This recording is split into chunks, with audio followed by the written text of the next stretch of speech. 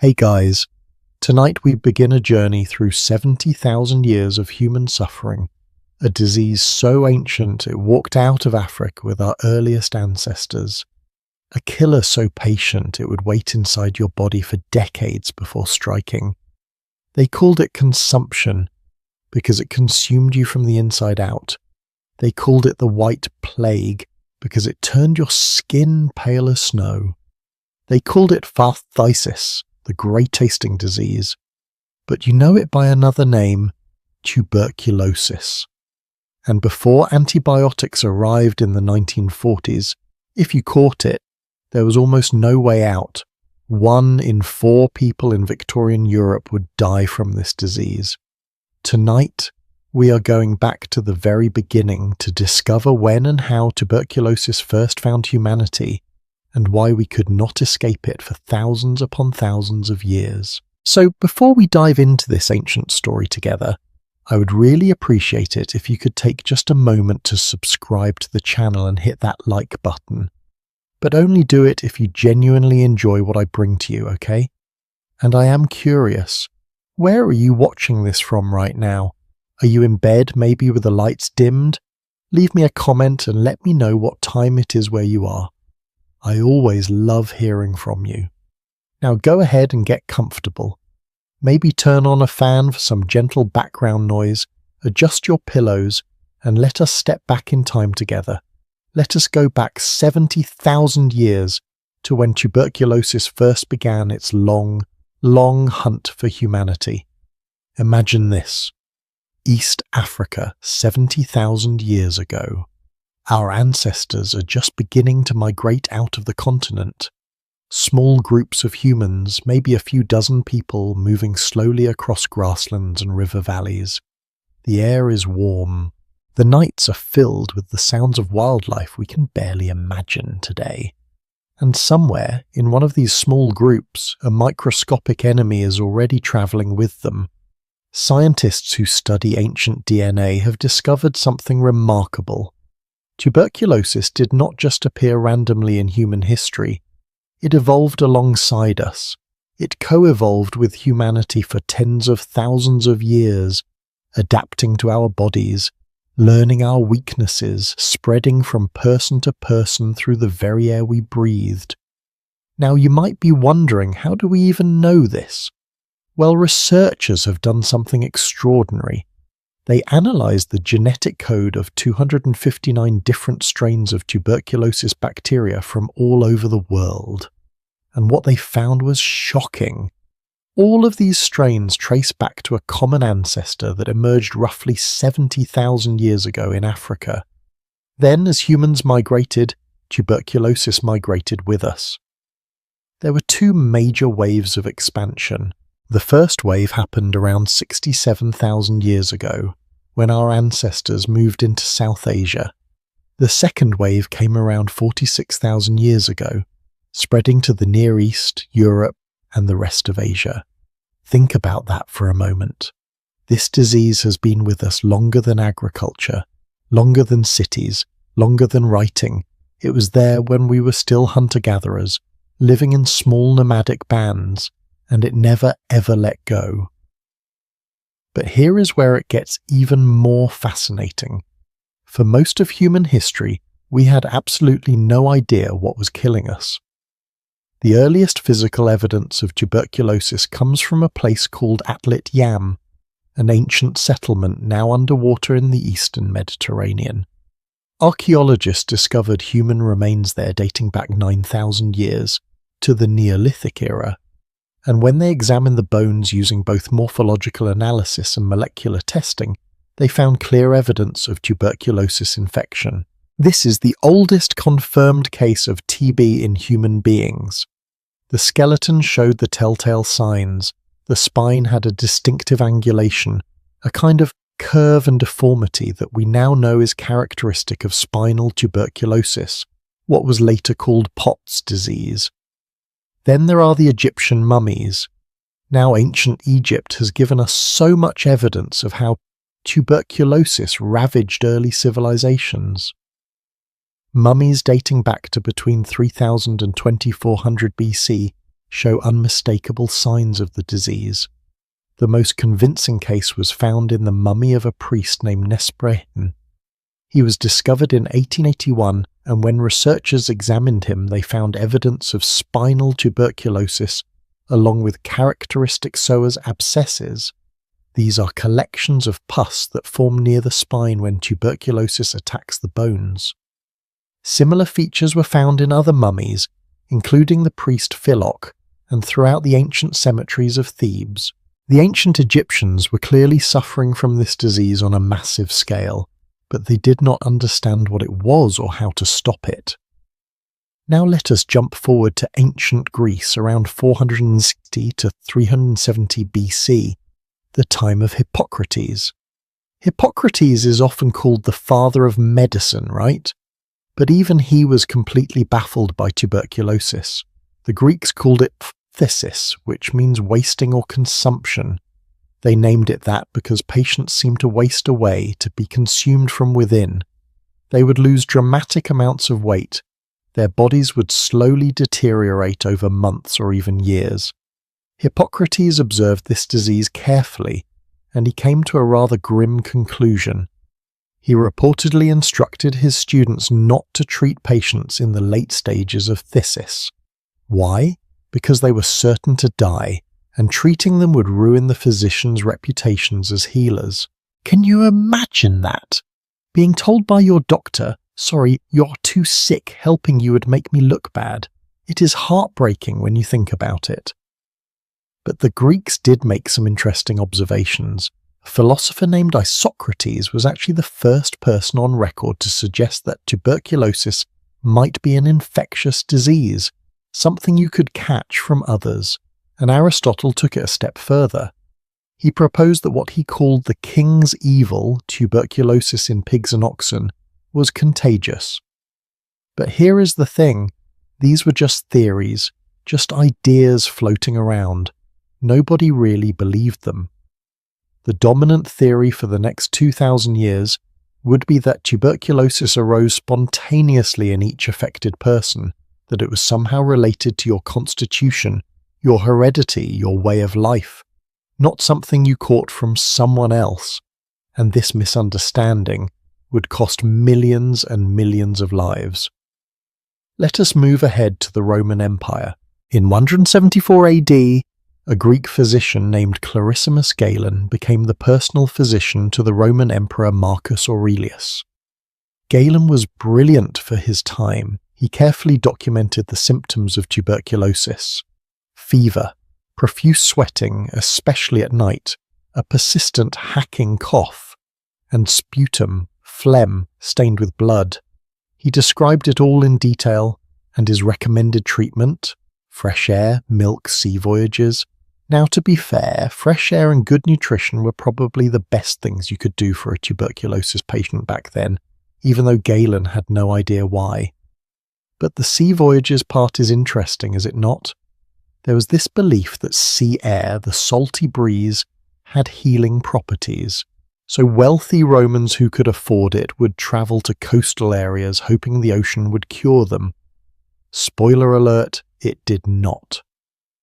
The Roman writers Celso, Areteus of Cappadocia, and Caelius Aurelianus all mention tuberculosis in their medical texts, but they did not recognize that the lung disease and other forms of tuberculosis, like scrofula, which affects the lymph nodes, or spinal tuberculosis, were all caused by the same thing. They thought these were completely separate conditions, and that confusion would persist for centuries. After the fall of the Roman Empire in the 5th century, Europe plunged into what we call the Middle Ages, and tuberculosis exploded. Archaeological evidence from the 8th to the 19th centuries shows that TB was absolutely widespread across Europe. Skeletons with the characteristic bone deformities have been found in burial sites all over the continent. During the Middle Ages, a new clinical form of tuberculosis became widely recognized. It was called scrofula, tuberculosis of the cervical lymph nodes in the neck. In England and France, people started calling it the king's evil, And here is where things get really weird. There was this popular belief that scrofula could be cured by the royal touch. Yes, you heard that right. People believed that if a king or queen touched you, it would heal your tuberculosis. So there were these elaborate ceremonies where sick people would line up, sometimes hundreds of them, waiting for the monarch to touch them on the neck. The practice became so widespread that it was an official part of royal duties in both England and France. Can you picture it? You're suffering from swollen, painful lymph nodes in your neck. You can barely swallow, and your only hope, according to the medical wisdom of the time, is to get the king to touch you. Of course it did not work, but the fact that this practice continued for centuries tells you how desperate people were and how little we understood about what was actually happening inside the body. In 1679, a Dutch physician named Francis Sylvius made a major breakthrough. He wrote a book called Opera Medica, and in it he provided the first accurate pathological and anatomical description of tuberculosis. He described tubercles, these small nodules that form in the lungs. He explained how they progress to abscesses, then to cavities, holes in the lung tissue, and eventually to empyema, where pus fills the chest cavity.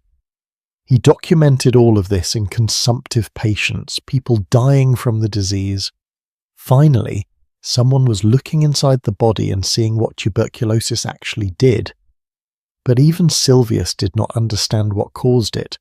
He thought it was some kind of degenerative process, not an infection. Then in 1720, something really interesting happened. An English physician named Benjamin Martin published a book with a very bold title, A New Theory of Consumption. In this book, Martin proposed, for the first time in English medical literature, that tuberculosis had an infectious origin. He suggested that the disease was caused by tiny living creatures, too small to see, that could pass from person to person. This was over 160 years before Robert Koch would actually discover the tuberculosis bacterium. Martin was incredibly ahead of his time, but when his book came out, it was dismissed. Medical reviewers called his ideas very crude and unsupported assertions. The prestigious medical journal The Lancet basically laughed at him, and his theory was ignored. So for most of the 1700s and into the early 1800s, doctors continued to believe that tuberculosis was hereditary, that it ran in families because of some constitutional weakness, some flaw in your blood or your humours. If your parent died of consumption, people assumed you probably would too, not because they gave it to you, but because you inherited their weak constitution. And this belief had devastating consequences because it meant no one was trying to isolate sick patients. No one was thinking about preventing transmission. Tuberculosis patients would live with their families, cough in crowded rooms, share beds with their children, and the disease would spread and spread and spread. By the 19th century, tuberculosis had become the single greatest killer in Europe and North America. In some cities, public health officials estimated that infection rates were close to 100%. Nearly everyone had been exposed. About 40% of working-class deaths in industrial cities were from tuberculosis. Imagine that. You're living in London or New York or Paris in the 1800s, and 4 out of every 10 people you know who die from this one disease. It was everywhere. It was inescapable. And no one knew how to stop it. But here is what makes the story of tuberculosis so tragically ironic. Even as it was killing millions, even as it was tearing families apart and filling graveyards, people started to romanticize it. Yes, you heard that right. Tuberculosis became fashionable, beautiful, desirable even, and that is where our story takes a very strange turn. But we will save that for next time. So here we are at the end of our first chapter. We have travelled from East Africa 70,000 years ago, through ancient Egypt and Greece, through the Roman Empire and the Middle Ages, all the way to the doorstep of the 19th century. And in all that time, across all those millennia, tuberculosis remained a complete mystery. We could see what it did to the body, we could watch people waste away, but we could not see the enemy itself. We could not understand why some people got sick and others did not, and we certainly could not cure it. The next time we meet, we are going to step into the strangest chapter of this story, the Victorian era, when tuberculosis became the White Plague, and when, bizarrely, being consumptive became the height of beauty and fashion. Trust me, you are not going to believe what people did to look like they were dying. Until then, sleep well, and I will see you in the next part of our journey. Welcome back. Now, I need to tell you about one of the strangest paradoxes in medical history. Picture this. It is the 1800s. Tuberculosis is killing 1 out of every 4 people in Europe and America. Entire families are being wiped out. The disease is everywhere. And yet, people started to think it was beautiful. They actually wanted to look like they were dying from consumption. The pale skin, the rosy cheeks, the delicate wasting frame. This became the height of fashion and attractiveness. Tonight, we are diving into the bizarre world of Victorian beauty standards, where a deadly disease somehow became desirable, and where the very symptoms of tuberculosis were celebrated as the pinnacle of feminine grace. This is going to get weird, I promise you, so let me set the scene for you. By the mid-1800s, tuberculosis had reached absolutely epidemic levels across Europe and the United States. We are talking about a disease that attacks your lungs and slowly damages other organs in your body. Before antibiotics, victims would waste away over months or years. They would become pale and thin, their bodies literally consumed from the inside. And here is the thing that blows my mind. The Victorians looked at this slow death and thought, wow, that is gorgeous. They romanticised everything about it. The gradual build to death, the ethereal otherworldly appearance, the tragic beauty of it all. Now, there is actually a name for this phenomenon. Scholars call it consumptive chic, and let me tell you, it influenced fashion and beauty standards for decades. Carolyn Day, who is a history professor at Furman University in South Carolina, has written extensively about this. She explains that between 1780 and 1850, there was an increasing aestheticization of tuberculosis that became completely entwined with feminine beauty. Think about that timeline. 70 years where being sick was considered attractive, where looking like you might be dying was the ideal. But why? Why would anyone want to look consumptive? Well, let me explain what tuberculosis actually does to your appearance. When you have active tuberculosis, you often run a low-grade fever, not high enough to put you in bed necessarily, but enough to give you a certain look. Your eyes become bright, almost sparkling. Some people describe them as luminous or feverish. The fever also brings a flush to your cheeks, giving you rosy pink cheeks that look like you are perpetually blushing. Your lips turn red, almost crimson. And because the disease makes you lose weight rapidly, you become thin, very thin. Your waist shrinks, your collarbones become prominent, your shoulder blades stick out. Now here is a medical text from 1909, a book called Tuberculosis, a treatise by American authors. The authors noted something fascinating. They wrote, and I am quoting here, a considerable number of patients have and have had for years previous to their sickness a delicate, transparent skin as well as fine, silky hair. So there was this idea that people who got tuberculosis already had these delicate, refined features.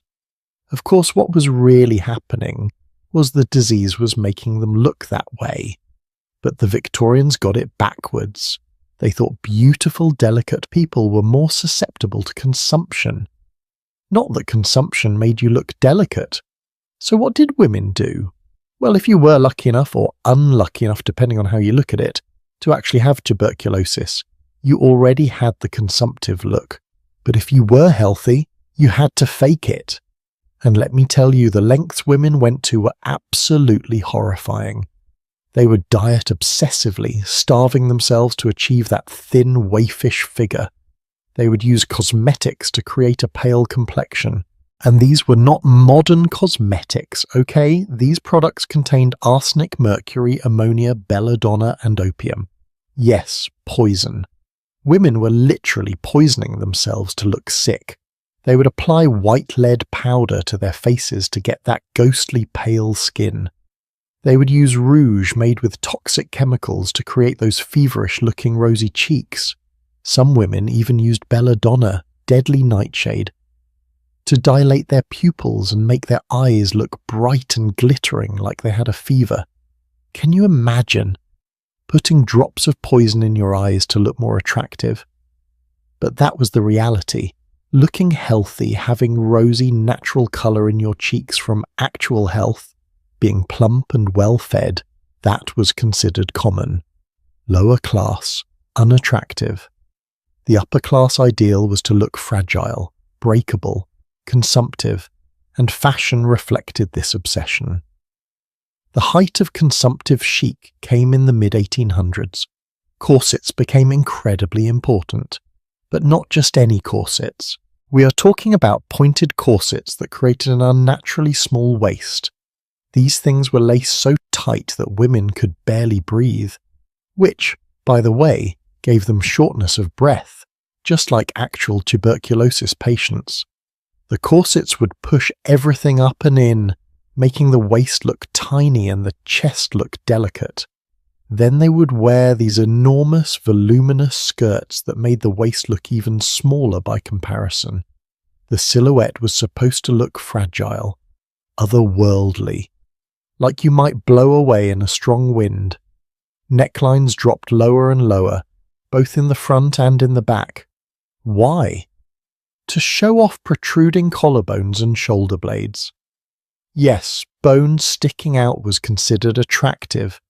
Sleeves were designed to make shoulders look narrow and sloping. Some dresses had this drooping, wilted quality to them, making the wearer look like she was perpetually exhausted, which again mimics the fatigue of tuberculosis. Everything about Victorian women's fashion was designed to make them look weak, delicate, and slightly ill. Now, let me give you some real examples of people who embodied this aesthetic. One of the most famous is Elizabeth Siddal. If you know anything about pre-Raphaelite art, you've probably seen her face. She was the muse and later the wife of the artist Dante Gabriel Rossetti. Elizabeth had this incredibly striking appearance. Pale skin, red gold hair, a long, slender neck, prominent features. She was considered the ideal of beauty in her time. Artists painted her over and over again. She appears in some of the most famous paintings of the Victorian era. And you know what? Elizabeth Siddal suffered from tuberculosis. She eventually died from an overdose of laudanum, which is opium dissolved in alcohol, but tuberculosis had weakened her for years. Her consumptive look became the standard that other women tried to achieve. The pre-Raphaelite Brotherhood, this group of artists, they absolutely loved painting women who looked consumptive, pale, ethereal, tragically beautiful. And these images were everywhere, in galleries, in magazines, on postcards. So the tubercular aesthetic spread through visual culture, not just through literature. Women saw these paintings and thought, that is what I should look like. Now let us talk about the men for a moment, because this was not just about women, although it affected women differently. In the Romantic period, roughly the late 1700s and early 1800s, tuberculosis in men was also romanticized. But the focus was different. For men, tuberculosis was supposed to enhance creativity and artistic genius. There was this belief, this myth really, that as the body wasted away, the mind became sharper, more inspired. that suffering from consumption led to bursts of creative brilliance. The poet Lord Byron, who was one of the most famous celebrities of his era, once said something absolutely wild. He said, "I should like, I think, to die of consumption, because then the women would all say, 'See that poor Byron, how interesting he looks in dying.' Can you believe that?" He thought dying of tuberculosis would make him more attractive and interesting. And honestly, given the culture of the time, he was probably right. There was this whole cult of the suffering artist, the tragic poet, the genius whose flame burned bright but brief, and tragically, so many brilliant artists did die from tuberculosis. John Keats, one of the greatest English poets, died of consumption at age 25. Percy Bysshe Shelley's first wife died of it. Edgar Allan Poe lost his wife to tuberculosis. The composer Frédéric Chopin died from it. All three Brontë sisters, Charlotte, Emily and Anne, who wrote some of the most enduring novels in English literature, they all died of tuberculosis. Emily Brontë, who wrote Wuthering Heights, was only 30 years old when she died. Their brother Branwell also died from it. The disease devastated that family. And here is the sick irony. These deaths only reinforce the myth. People would say, "See, consumption takes the most talented, the most sensitive, the most refined people," as if tuberculosis was somehow drawn to genius, as if it preferentially infected artists and poets. Of course, that is nonsense. Tuberculosis infected everyone, rich and poor, brilliant and ordinary. But the poor died in tenements and factories largely invisible to history. The famous poets and artists, their deaths were public, mourned, memorialized, and so the myth persisted. There was even a concept the ancient Greeks had talked about called spesphthisica. It means the hope of the consumptive. It was this idea that tuberculosis patients experienced a kind of euphoria mixed with depression, a burst of energy and creativity even as they were dying. People in the Victorian era latched onto this idea. They believed that as death approached, the consumptive person would have these moments of incredible mental clarity, heightened emotion, creative genius pouring out in a desperate race against time. Now, from a modern medical perspective, we know what was really happening. Tuberculosis is caused by bacteria called Mycobacterium tuberculosis. These bacteria grow very, very slowly. The infection typically progresses over months or years, not days or weeks. This slow deterioration meant patients would have periods where they felt relatively okay, followed by periods of severe symptoms, followed by brief recoveries. This up and down, this cycle of hope and despair, contributed to the perception of the disease as somehow special, poetic, different from other illnesses. But let me be very clear about something. There was nothing beautiful about dying from tuberculosis, nothing romantic. The reality was brutal. You would cough constantly, a deep hacking cough that never went away. You would cough up thick white phlegm. And then, as the disease progressed, you would start coughing up blood, sometimes just flecks, sometimes clots, sometimes so much blood you would think you were drowning. You would run fevers that soaked your sheets with sweat night after night. You would lose your appetite, food would taste like nothing, and you would waste away, lose 20, 30, 40 pounds, your muscles would atrophy, you would become so weak you could barely stand. The medical term is cachexia, wasting syndrome, your body literally consuming itself because the disease was stealing all your nutrients. And the end? The end was often suffocation.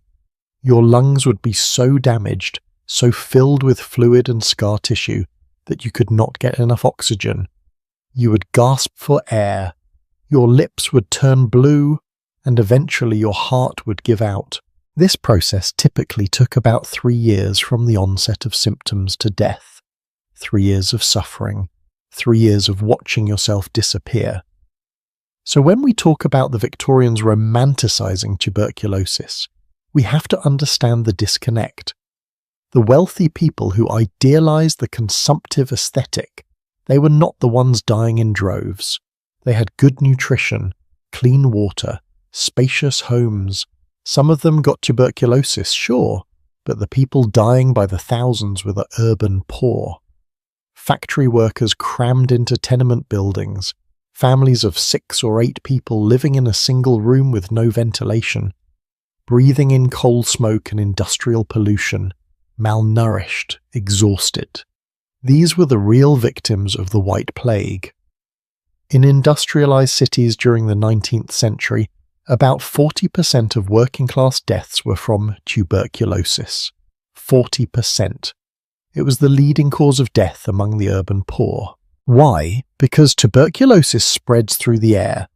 When an infected person coughs, they release tiny droplets containing the bacteria. In crowded, poorly ventilated spaces, those droplets hang in the air. Other people breathe them in, and the infection spreads. Add malnutrition, which weakens the immune system, and you have a perfect storm. Poverty was and still is one of the biggest risk factors for tuberculosis. But the upper classes did not want to think about that.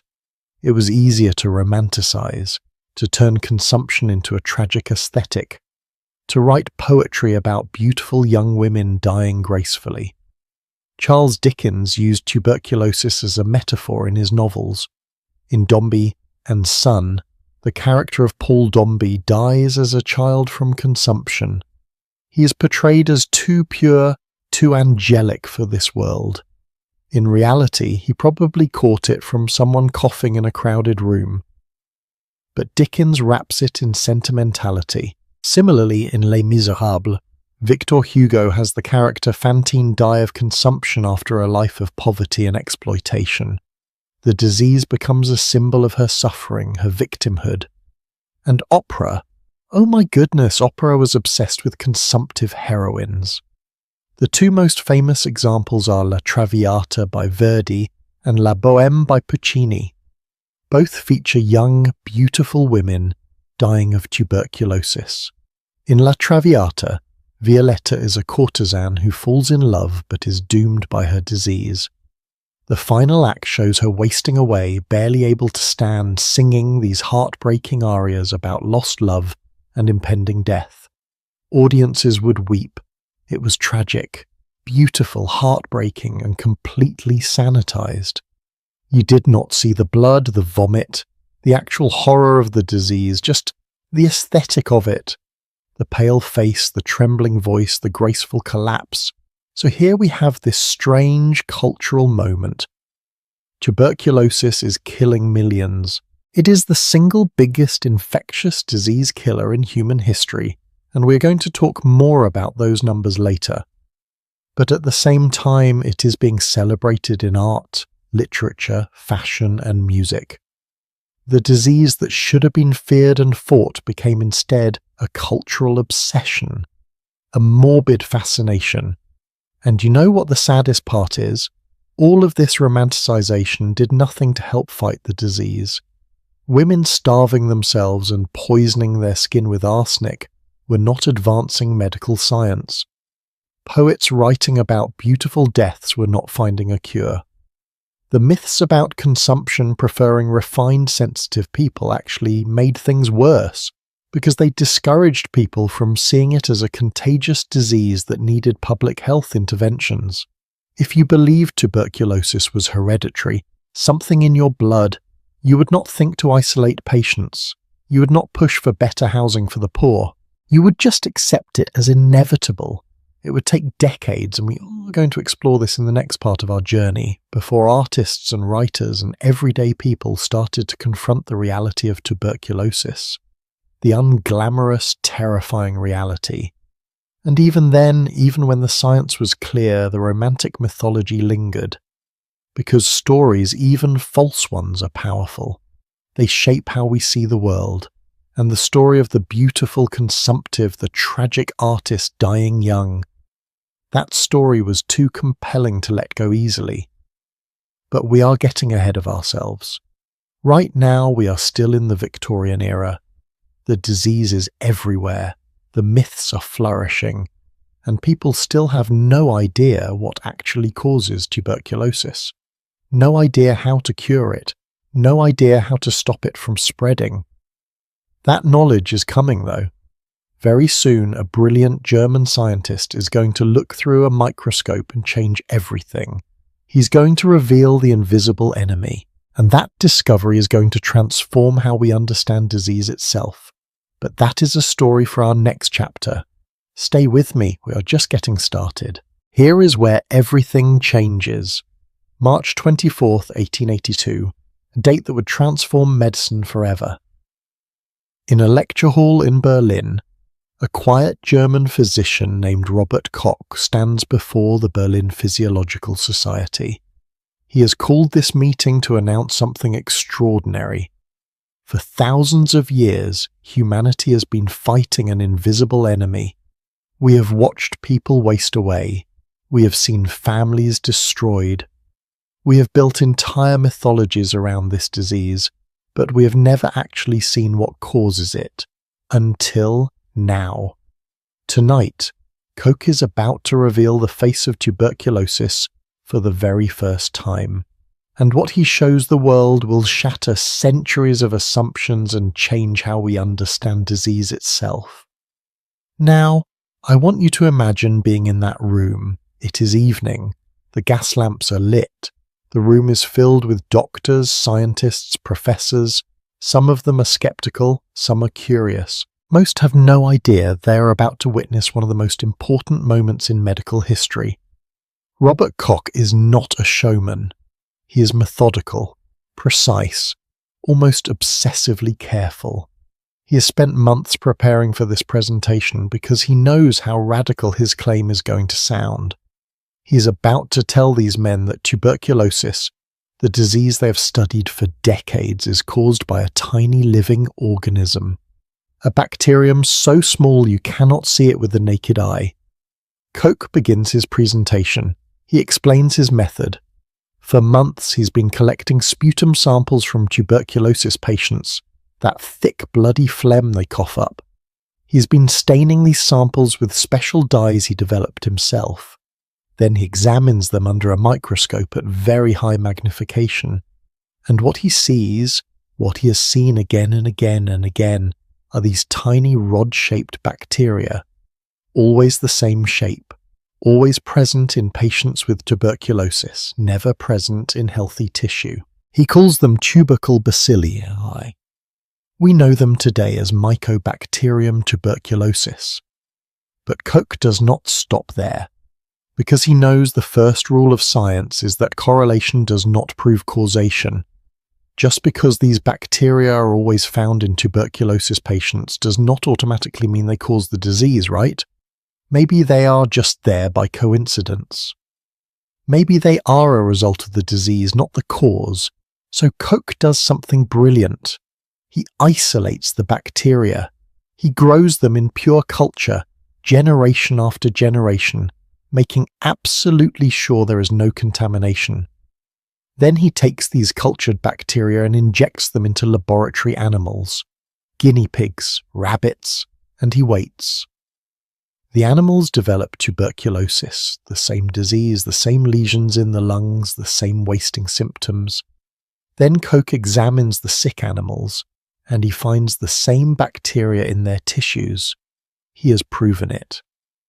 Tuberculosis is caused by this specific microorganism. This changes everything. When Koch finishes his presentation, the room is silent. Some of the scientists are stunned, others are resistant. You have to understand this was 1882. Germ theory, the idea that microorganisms cause disease, was still relatively new and controversial. Louis Pasteur in France had been working on it. Joseph Lister in Britain had pioneered antiseptic surgery based on the principle that invisible germs could cause infection. But many doctors still clung to older theories.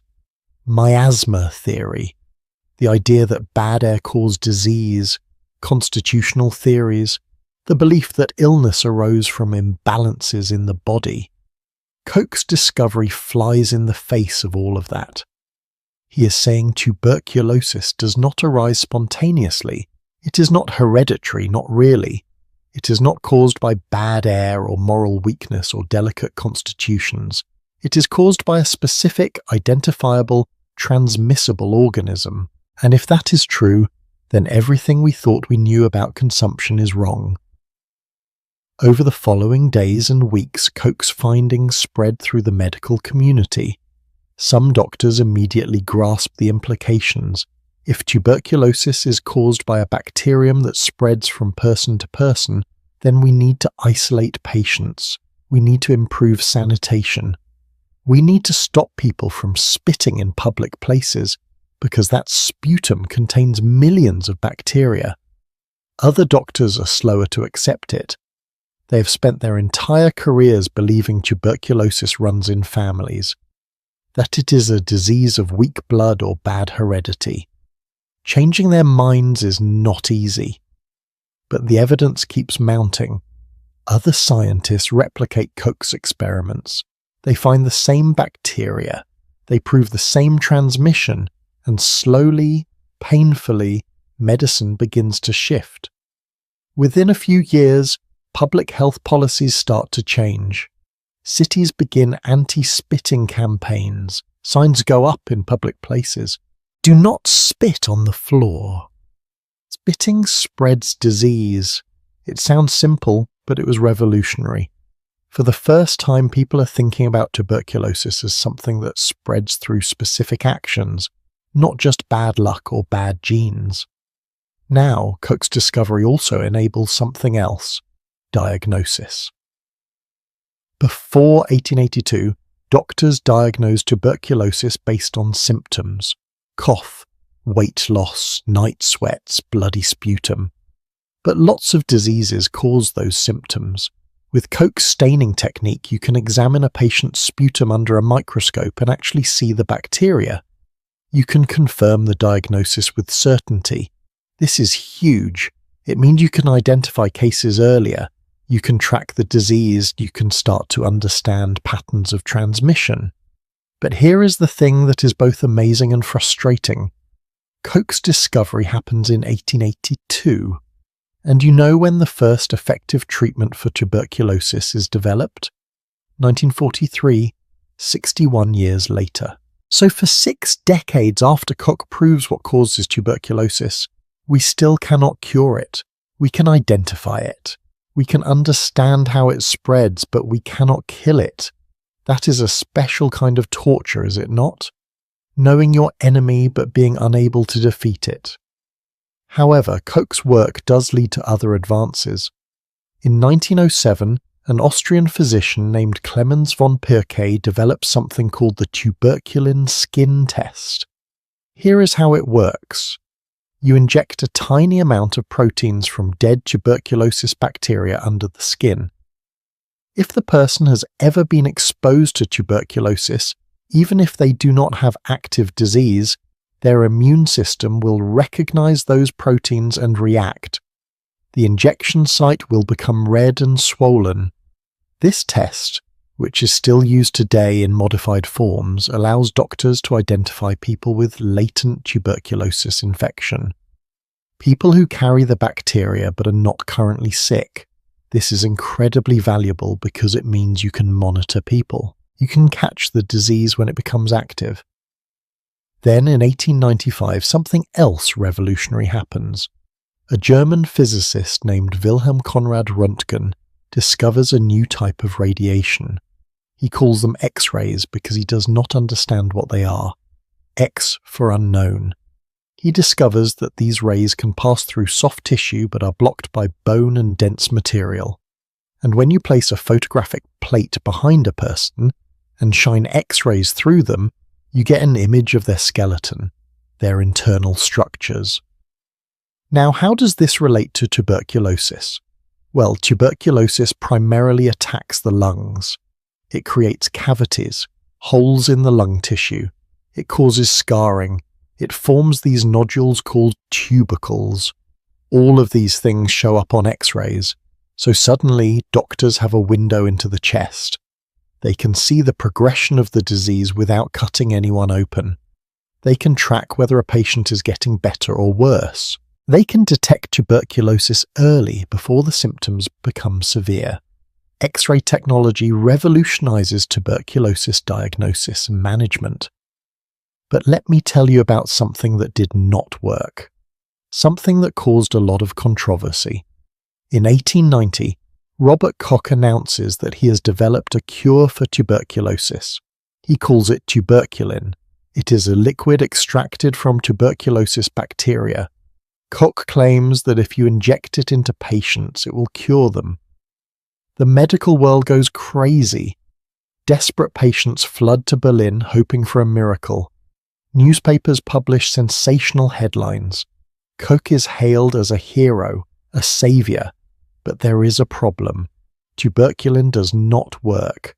In fact, it makes some patients worse. The injections cause severe reactions in people with active tuberculosis. Fevers, inflammation, worsening symptoms.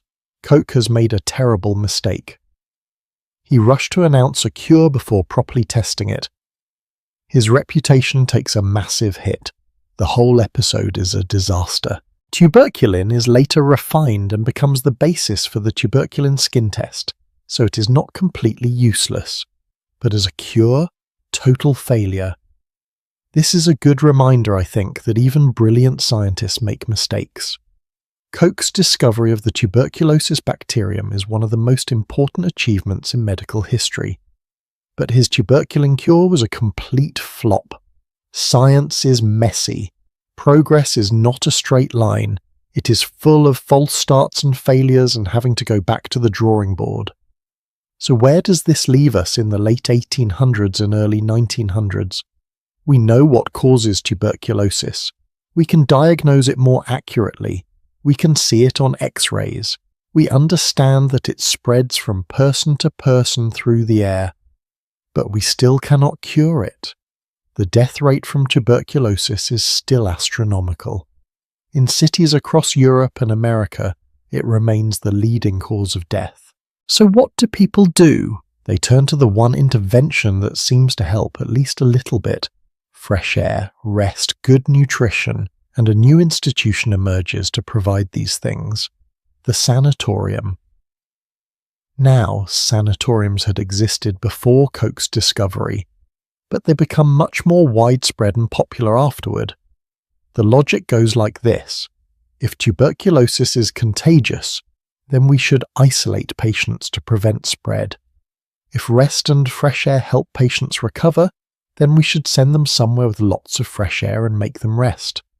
And so, all across Europe and North America, sanatoriums start popping up, usually in rural areas, in the mountains, by the sea, anywhere considered to have good, clean air. But that is a whole story in itself, and we're going to explore it in detail very soon. For now, I want to focus on what Koch's discovery meant psychologically and culturally. Because think about it, for thousands of years, tuberculosis has been this mysterious, almost supernatural force. It runs in families. It seems to choose certain people. It has this romantic, poetic quality. Artists and poets write about it as if it is a character in a story. The White Plague, the Beautiful Death. And then Koch shows up and says, actually, it is just a bacterium, a tiny microorganism. There is nothing mysterious about it, nothing romantic. It is biology, cause and effect. This is both liberating and, in a weird way, disappointing to some people. The mystery is gone. The poetry is stripped away. What is left is just a disease, a public health problem, something to be managed and controlled. Not everyone welcomes this shift. Some writers and artists resist the medicalization of tuberculosis. They want to hold on to the romantic mythology. They argue that reducing consumption to a bacterial infection somehow cheapens it, robs it of meaning, which, when you think about it, is a pretty wild position to take. Hey, let us keep pretending this disease is poetic instead of acknowledging it is killing millions of people, and we could maybe do something about it. But that is the power of stories, right? Even when we know they are false, we are reluctant to let them go. In literature, you start to see this tension play out. Some writers embrace the scientific understanding. They write about tuberculosis as the social disease, linked to poverty and poor living conditions. Charles Dickens does this in some of his later work. He shows tuberculosis spreading through London's slums, through overcrowded tenements, through factories where workers breathe polluted air. The disease is not romantic in these stories. It is a symptom of social injustice. But other writers cling to the old myths. They keep writing about beautiful consumptive heroines and tortured artist heroes. The romantic view of tuberculosis lingers in popular culture well into the 20th century, even after we have antibiotics. Even after tuberculosis becomes a curable disease.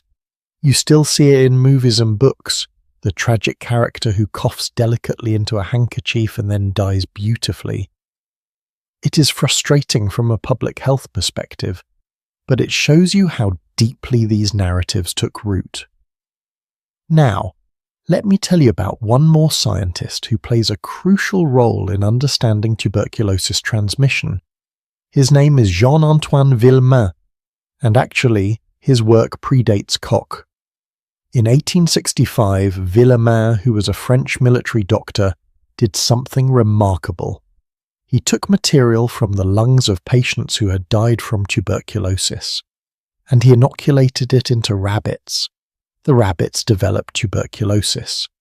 Then he proved you could transmit the disease from cattle to rabbits, from rabbits to other rabbits. He demonstrated definitively that tuberculosis was transmissible, that it could be passed from one organism to another. This was 17 years before Koch identified the specific bacterium. Villemain did not have the tools to see the microorganism. He did not know what was being transmitted, but he proved that something was. His experiments forced the medical community to finally accept what Benjamin Martin had suggested back in 1720. Tuberculosis is an infectious disease.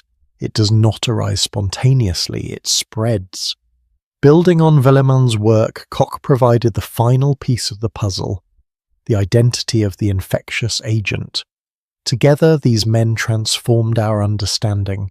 They took tuberculosis from the realm of mystery and fate and brought it into the realm of science and medicine. And that opened the door to everything that came next. Public health campaigns, sanatoriums, and eventually, decades later, actual cures. But we are not there yet. We are still in a world where tuberculosis is a death sentence, where the best you can hope for is to be sent to a sanatorium in the mountains, to rest and breathe clean air and pray that your body can fight off the infection on its own. And let me tell you, the sanatorium era is one of the strangest chapters in medical history. These institutions were part hospital, part prison, part social experiment. They promised healing, but often delivered heartbreak. They were built on hope and fresh air and a lot of unproven theories, and for decades they were the only option, the only chance. In just a moment, we are going to step inside the world of the sanatorium. We are going to meet the patients who spent months or years in these isolated facilities, and we're going to discover what it was really like to live under the sanatorium regimen. Trust me, it is not what you would expect. Silesia, Germany, 1854, a small mountain village called Gerbersdorf. This is where it all begins. A physician named Hermann Bremer has just opened a rather unusual establishment. It is not quite a hospital, not quite a hotel. It is something entirely new. He calls it a healing institution for lung diseases. Bremer himself had suffered from tuberculosis years earlier, and he became convinced that he cured himself by travelling to the Himalayas and breathing mountain air. Now he wants to replicate that experience for other consumptives. His theory is simple: fresh air, rest, good nutrition, exercise in moderation. These things, he believes, can cure tuberculosis, and so the sanatorium movement is born. Within a few decades, these institutions will spread across the entire world. By the early 1900s, there will be hundreds of them. Thousands of patients will spend months, even years, living under strict regimens designed to heal their ravaged lungs. But here is the question nobody could answer with certainty. Did any of it actually work? Let me paint you a picture of what life in a sanatorium was really like. Because when most people hear the word sanatorium, they imagine something peaceful, restful, maybe a bit boring. But the reality was far more regimented, far more invasive, and honestly, far stranger than you might expect. These were not relaxing retreats. They were institutions with rules, schedules, constant surveillance. Every minute of your day was planned and controlled by the medical staff. Let us start with how you even got to a sanatorium. In the late 1800s and early 1900s, if you were diagnosed with tuberculosis and you had money, your doctor might recommend sanatorium treatment. If you were wealthy, you could choose from exclusive private sanatoriums in Switzerland or the south of France. Places with beautiful views and luxurious accommodations. But if you were middle class or poor, which most tuberculosis patients were, you might end up in a public sanatorium. These were often built by charitable organizations or local governments. The conditions varied wildly. Some were quite decent. Others were overcrowded, underfunded, and frankly depressing. Now let me take you to one of the most famous sanatoriums in America. The Adirondack Cottage Sanatorium, also called the Little Red Cottage, established in 1885 by a man named Edward Livingston Trudeau. Trudeau's story is fascinating. He was a young physician in New York City when he contracted tuberculosis in 1872. He had watched his older brother die from the disease just a few years earlier, and now he was convinced he would die too.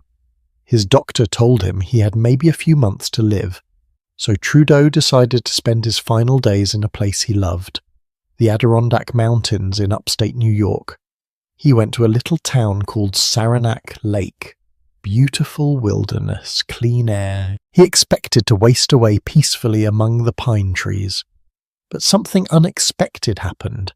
He started to feel better. His strength returned. His cough improved. After a few months, he was well enough to go hunting and fishing. Trudeau became absolutely convinced that the mountain air had saved his life. So in 1885, he built the first American sanatorium right there at Saranac Lake. He started with a single small cottage, painted red, hence the name, and he made it his mission to provide the same healing environment to poor patients who could not afford expensive European clinics. The philosophy at Trudeau's sanatorium, and at most sanatoriums that followed, was something called the rest cure. But rest is kind of a misleading word, because you are not just lying in bed doing nothing. The regimen was very specific and very strictly enforced. Let me walk you through a typical day. You would wake up early, maybe 6 in the morning. The first thing you did was have your temperature taken. Every patient's temperature was recorded multiple times a day. Fever was one of the key indicators of active tuberculosis, so they monitored it obsessively. Then you would have breakfast, and the meals at sanatoriums were not light. They fed you a lot. The theory was that tuberculosis patients needed extra calories to fight the infection and rebuild their wasted bodies. Some sanatoriums prescribed 6,000 calories a day. 6,000. That is roughly 3 times what an average adult needs. You would eat huge portions of eggs, meat, milk, butter, cream. They wanted to fatten you up. After breakfast came the main feature of the sanatorium regimen, the rest hour, or rather rest hours. Plural. You would be taken out to the veranda, the big open porch that was a standard feature of every sanatorium. There you would lie down on a special reclining chair or a bed, and you would stay there for hours. Sometimes 8 to 10 hours a day, patients would lie on these porches exposed to fresh air. In all weather, rain, snow, freezing temperatures, it did not matter. The belief was that continuous exposure to fresh air was essential for healing. Now, imagine this. It is January, you're in the Adirondacks, it is below freezing, and you're lying on an open porch wrapped in blankets breathing frigid air for 10 hours. Nurses would come around to check on you, make sure you were not moving too much, because excessive movement was forbidden during rest hours. You were supposed to be completely still, letting your lungs rest, letting the fresh air do its work. You could not read, you could not write letters. Some sanatoriums even forbade talking during rest periods. Just lie there, breathe, rest. This practice, by the way, was pioneered by a German physician named Peter Detweiler. He ran a sanatorium in Germany and became convinced that reclining in fresh air was the key to curing tuberculosis. He was actually unsure at first whether patients could tolerate this in winter, so he tried it with what he called intelligent and tractable women. I love that phrase, intelligent and tractable. Basically, patients who would follow instructions without complaint. When they survived lying outside in the snow, he made it a standard practice for everyone. Sheltered terraces were built so patients could rest outside even during snowstorms. But the rest cure was just one part of the regimen. There was also the exercise component. This seems contradictory, right? Rest for 10 hours a day, but also exercise? But that was the thinking. When you were not resting, you were supposed to engage in carefully graduated physical activity. At first, maybe just short walks around the grounds, then longer walks, then hiking on trails. The idea was to slowly build up your strength and lung capacity. Some sanatoriums took this to extremes. There was a theory promoted by a physician named Hermann Weber that vigorous exercise could actually cure tuberculosis by strengthening the heart. Weber believed that tuberculosis patients had small hearts relative to their lung size. He thought if you could enlarge the heart through exercise, you could overcome the disease. So some sanatoriums had patients doing intense calisthenics, gymnastics, heavy labor, chopping wood, working on the sanatorium farm. It was exhausting and we now know probably counterproductive. Exercise is fine for healthy people, but if you have active tuberculosis, your body needs rest to heal. Overexertion likely made things worse. And then there were the rules. Oh my goodness, the rules. Sanatoriums were incredibly regimented places. Every aspect of your life was controlled. You could not leave the grounds without permission. You had to follow the schedule exactly. Meals at specific times, rest at specific times, bedtime strictly enforced. In some institutions, patients were not allowed to have visitors because of the risk of spreading infection. Can you imagine? You're sick far from home and you cannot even see your family. There were also rules about behavior. No loud talking, no emotional outbursts. The philosophy was that maintaining a calm, peaceful mental state was important for healing. They called it mental hygiene. Some sanatoriums prohibited reading novels or newspapers because they might be too exciting or upsetting. You could read uplifting poetry or religious texts, but nothing too stimulating, because apparently getting worked up over a novel could interfere with your recovery. And the surveillance. That was one of the most oppressive aspects. The architecture of sanatoriums was deliberately designed to allow constant monitoring.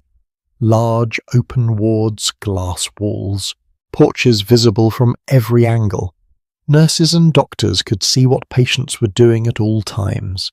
It was part treatment, part social control. There was this belief that tuberculosis patients needed to be disciplined, taught proper hygiene, reformed in their habits, especially patients from the working class, who were often blamed for their own illness due to supposedly dirty or immoral lifestyles. Now you might be wondering, how long did people stay in these places? Months, years sometimes. The average sanatorium stay was about 6 months to a year, but some patients were there for 2 years, 3 years, even longer. Imagine putting your entire life on hold for that long, leaving your job, leaving your family, living under strict institutional rules, all on the hope that maybe, the fresh air and rest would cure you. And here is the heartbreaking part. Many patients did not get better. Tuberculosis is a slow disease, remember? Patients would have periods of improvement followed by relapses. They would feel better for a while, gain weight, have more energy. The doctors would think the treatment was working, and then the patient would have a flare-up. Fever would return, they would start coughing blood again, and they would realize the disease was still there, still progressing. Some sanatoriums had horrific death rates. Up to 30 or 40% of patients would die during their stay. And the administration had to figure out how to handle this without demoralizing the surviving patients. Some sanatoriums had separate buildings where the very sick were moved, out of sight of the patients who still had hope. When someone died, it was often done quietly, the body removed at night, the death not publicly announced, because acknowledging the deaths would remind everyone that the treatment might not work, that they might be next. But here is the complicated part. Some patients did recover, not all, probably not even most, but some, and it is really hard to know why. Was it the fresh air, the rest, the good nutrition, or would they have recovered anyway? Because here is something important to understand about tuberculosis. Even without treatment, some people's immune systems can wall off the infection. The bacteria get surrounded by scar tissue and essentially imprisoned in the lungs. The person stops being contagious, stops having symptoms. They might carry dormant bacteria for the rest of their lives, but they are functionally cured. So when a sanatorium patient recovered, was it because of the treatment, or was it just their immune system doing what it would have done anyway? We will never know for sure. There were no controlled clinical trials. No one was comparing sanatorium patients to similar patients who stayed home. It was all anecdotal. This person got better. That person died. Let us keep doing what we are doing. By the early 1900s, the sanatorium movement had spread worldwide. In the United States alone, the number of sanatorium beds went from about 12,000 in 1908 to nearly 98,000 by 1942. Enormous institutions were built. Some had hundreds of beds. They became like small cities, with their own farms, their own power plants, their own social hierarchies. Patients who had been there the longest held status. New arrivals were at the bottom of the pecking order. There were romances between patients, marriages. Sanatoriums had their own little societies. And you know what is really interesting? Most tuberculosis patients never saw the inside of a sanatorium. The vast majority could not afford it. Even public sanatoriums often had long waiting lists. So what did everyone else do? They tried to recreate the sanatorium regimen at home. There was a huge market for books and pamphlets written by doctors explaining how to follow the rest cure in your own house. People built sleeping porches onto their homes. These were screened-in porches where you could sleep outside year-round, getting that crucial fresh air exposure. Some families even bought or built small huts in their yards.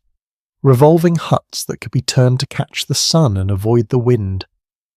Tuberculosis patients would spend their days and nights in these little outdoor structures, wrapped in blankets, breathing fresh air, while their families went about their lives just a few feet away. It is such a vivid image, is it not? Entire neighborhoods dotted with these huts, visible evidence of the tuberculosis epidemic ravaging the community.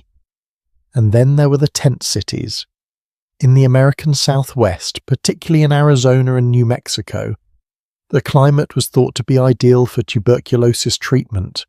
Dry, warm, lots of sunshine, So people flocked there. Thousands of consumptives moved to Tucson, to Phoenix, to Albuquerque, hoping the desert air would save them. By 1920, Tucson had 7,000 people who had come specifically for tuberculosis treatment, but there was not enough housing, not enough sanatorium beds. So tent cities sprang up in the desert. Rows and rows of canvas tents where sick people lived, some for years, breathing the dry air and waiting to either recover or die. Some of these tent cities were organized and relatively sanitary. Others were described as places of squalor, shunned by local residents who feared infection. People living in desperate poverty, too sick to work, too poor to go home, just existing in the desert heat. Many of the poorest patients simply slept outside in the open desert, no tent at all. Just lying on the ground under the stars, which sounds romantic until you think about the reality. Scorpions, snakes, dust storms, freezing nights. Now I want to tell you about one specific sanatorium that captures both the hope and the tragedy of this era.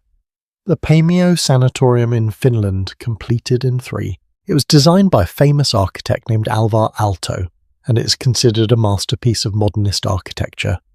Aalto designed every detail with tuberculosis patients in mind. The building had enormous sun balconies where patients could rest outdoors. The rooms were painted in soft, calming colours. The sinks were designed to be as quiet as possible because noise could disturb resting patients. Even the chairs were specially designed. The Paimio chair, it is called. It reclines at a specific angle that was thought to be optimal for lung drainage. The whole building was a work of art dedicated to healing. But here is the thing. By the time Paimio Sanatorium opened in 1933, the era of the sanatorium was already beginning to end. Not because the treatment had been perfected, but because it was slowly becoming clear that sanatoriums were not the miracle cure everyone had hoped for. The cure rates were not that impressive. Patients were spending years isolated from their families with uncertain outcomes, and the cost of maintaining these massive institutions was enormous.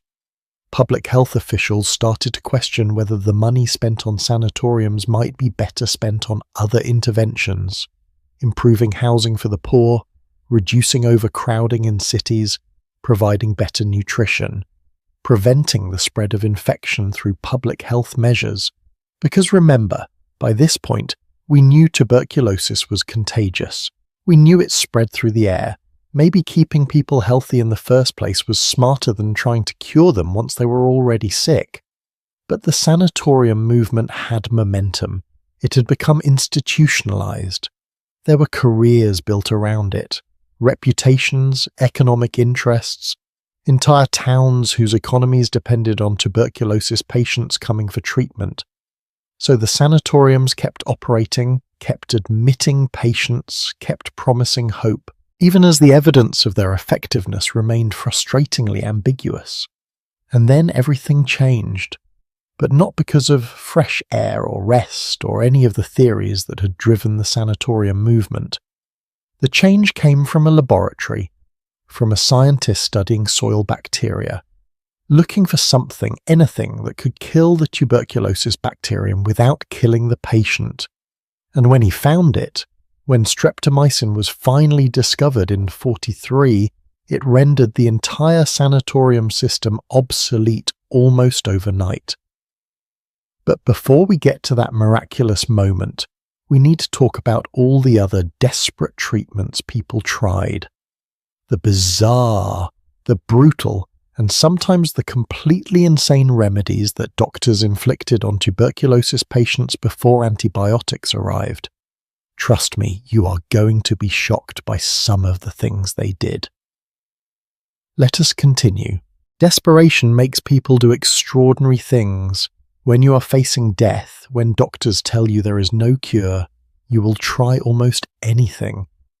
And throughout the centuries before antibiotics, tuberculosis patients and their physicians tried everything.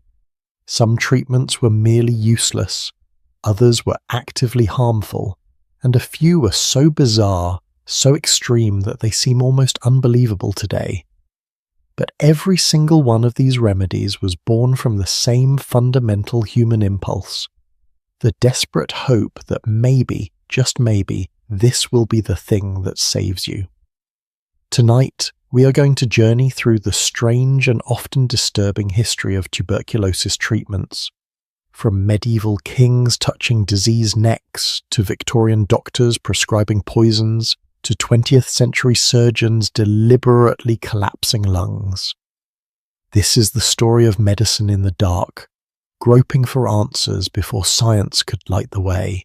Let us start in the Middle Ages, because some of the earliest treatments for tuberculosis were not medical at all.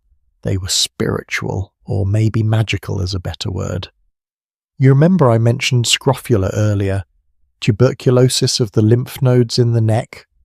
Well, in medieval England and France, there was an official cure for scrofula, the royal touch. This was not some folk superstition practiced in secret. This was an official ceremony performed by kings and queens as part of their royal duties. The belief was that monarchs, chosen by God to rule, possessed divine healing powers.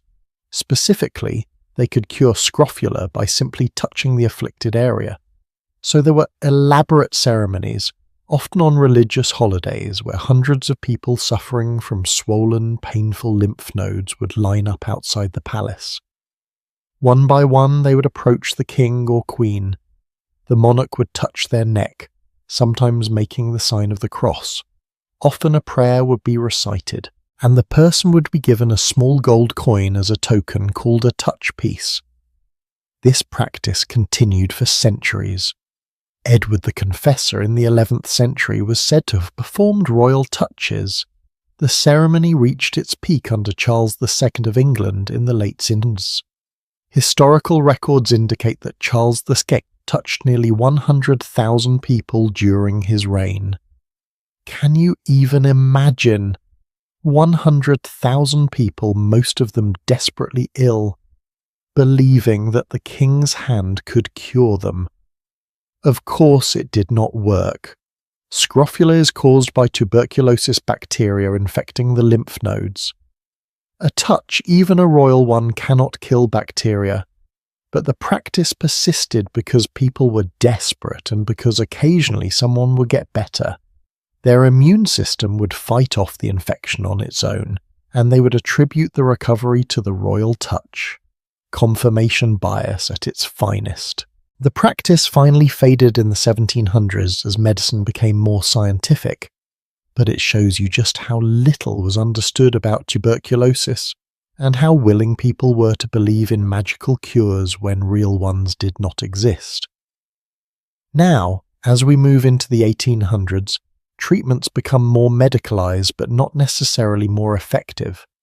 Physicians of the era had various theories about what might help consumptive patients.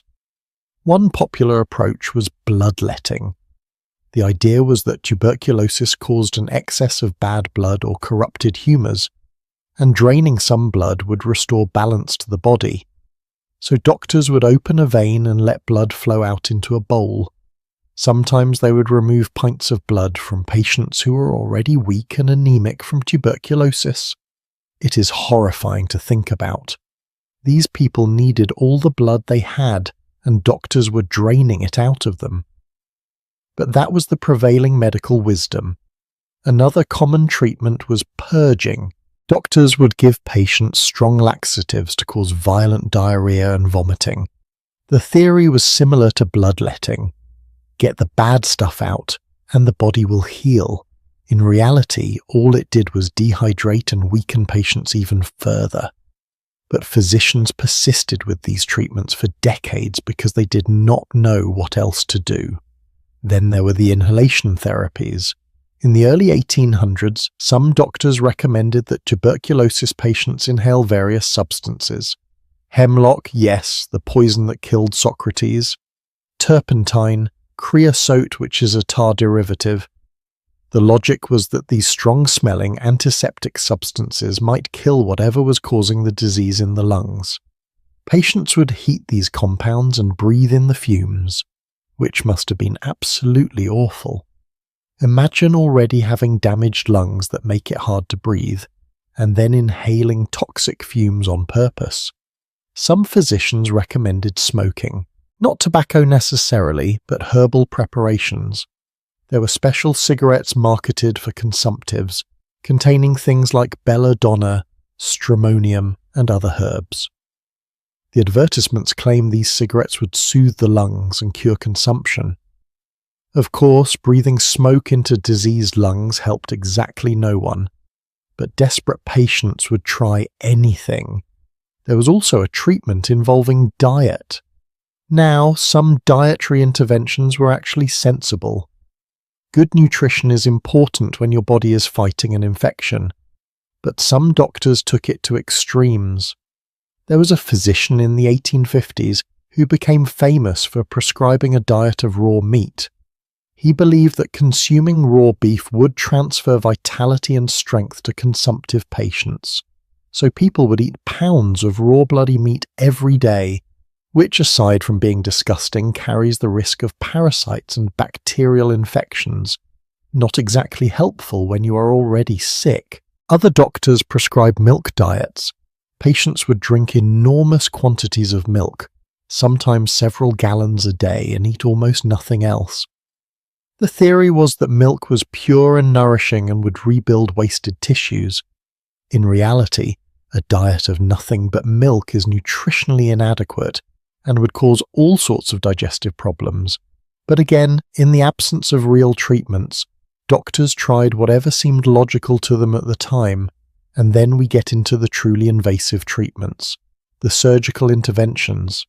These began in the late 1800s and continued well into the 20th century, right up until antibiotics made them obsolete. The basic theory behind tuberculosis surgery was this: if you could collapse the diseased part of the lung, it would rest and the lesions might heal. It is not a completely insane idea, actually. Rest was one of the few things that seemed to help tuberculosis patients, so why not force the lungs to rest by collapsing them? The most common procedure was called artificial pneumothorax. Here is how it worked. A doctor would insert a needle between your ribs into the pleural space, the area between your lung and your chest wall. Then they would inject air or gas into that space. This would cause the lung to collapse. Your chest cavity would fill with air, and the lung would deflate like a balloon. The idea was to keep the lung collapsed for months, maybe even years, giving the tuberculosis lesions time to heal. Now, this was not a one-time procedure. The air in the chest cavity would gradually be reabsorbed, so patients had to come back regularly to have more air injected, week after week after week. And there were complications. Sometimes the lung would not collapse evenly. Sometimes the air would get infected. Sometimes the procedure would puncture the lung itself, causing life-threatening bleeding. But thousands of patients underwent this treatment because it was the best option available. Some surgeons went even further. If artificial pneumothorax did not work, they would perform a procedure called thoracoplasty.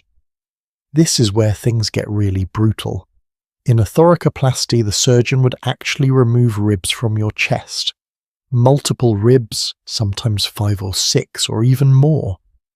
With the ribs gone, the chest wall would collapse inward, crushing the lung underneath. Permanently. This was major surgery, highly invasive, extremely painful, and it left patients with a deformed chest, one side caved in, for the rest of their lives. But wait, it gets worse. There was also a procedure called plombage. In this surgery, doctors would fill the pleural space with foreign material to keep the lung collapsed. They tried all sorts of things: paraffin wax, lucite balls, even ping-pong balls. Yes, you heard that right. Surgeons would pack a patient's chest cavity with ping-pong balls to collapse the lung. Obviously, introducing foreign objects into the body carries huge risks of infection and rejection. Many patients develop terrible complications: chronic pain, infection, the foreign material shifting around inside their chest. It was a nightmare. And for what? Did any of these surgical interventions actually cure tuberculosis? Maybe. Sometimes. It is really hard to say.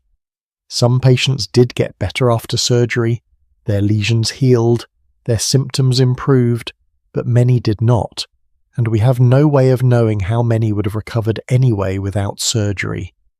The placebo effect is powerful, and so is the body's natural ability to heal. When a patient recovered after a dramatic surgical intervention, doctors naturally wanted to believe the surgery had worked. But the scientific evidence was at best ambiguous. There were other surgical approaches too. Some doctors believed that tuberculosis bacteria settled in specific locations because of poor blood flow, so they would try to increase blood flow by surgically manipulating nerves and blood vessels. One procedure involved cutting the phrenic nerve, which controls the diaphragm.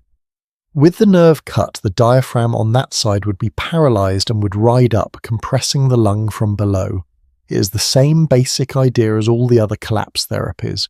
Force the lung to rest. Then there was something called heliotherapy.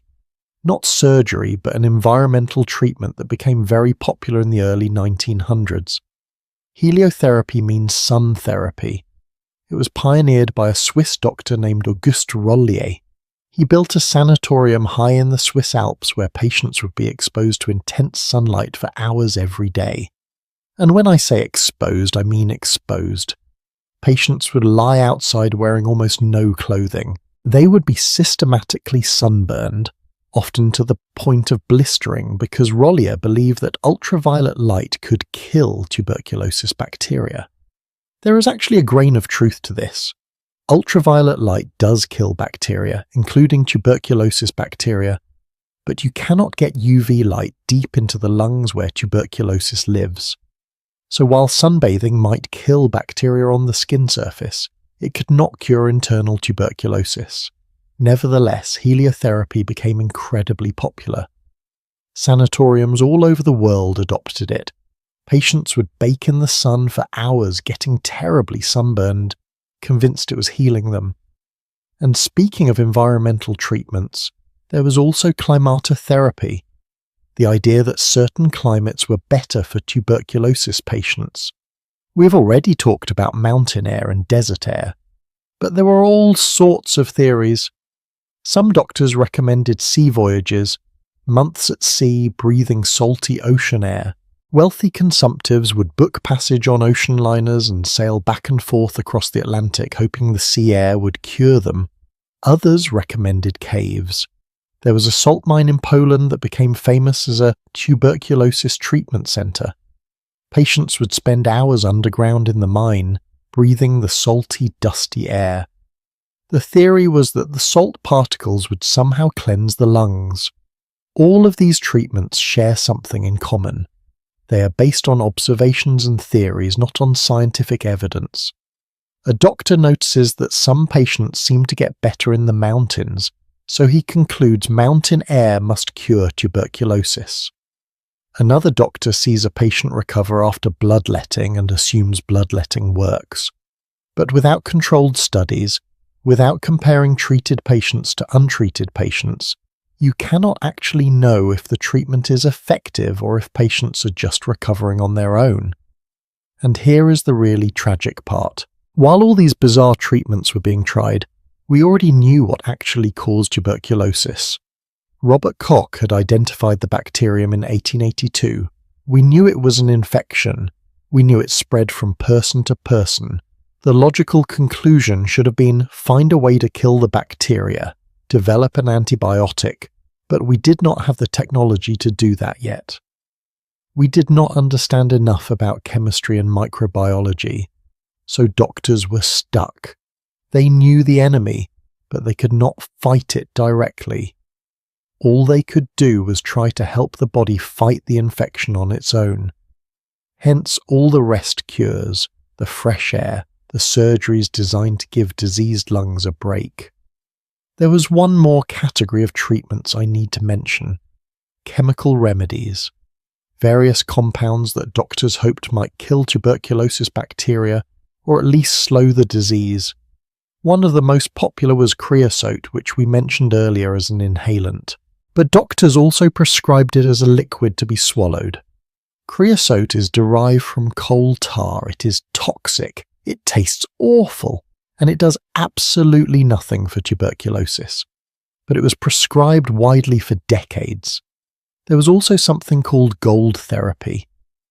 In the early 1900s, some physicians became convinced that gold salts could cure tuberculosis.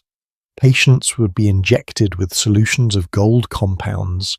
The side effects were terrible: kidney damage, skin rashes, inflammation, and it did not work.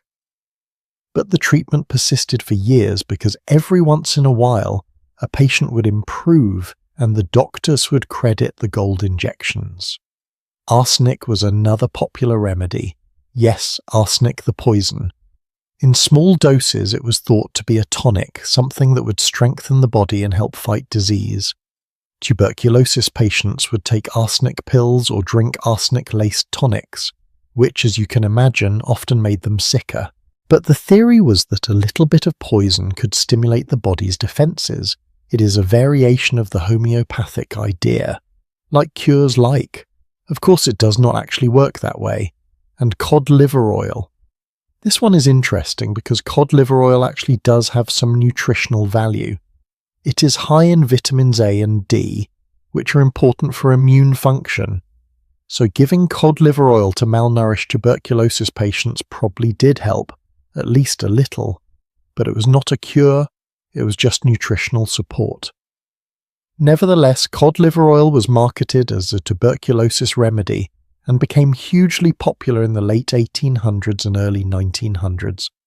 What all of these treatments reveal is a medical profession desperately trying to do something, anything, to help their patients.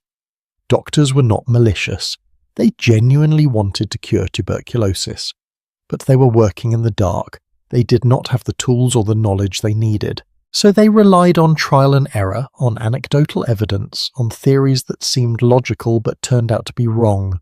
And patients, for their part, were willing to endure almost anything because the alternative was death. If a doctor told you that drinking creosote or having your ribs removed might save your life, you would probably do it, especially if you were young, if you had family depending on you, if you were not ready to give up.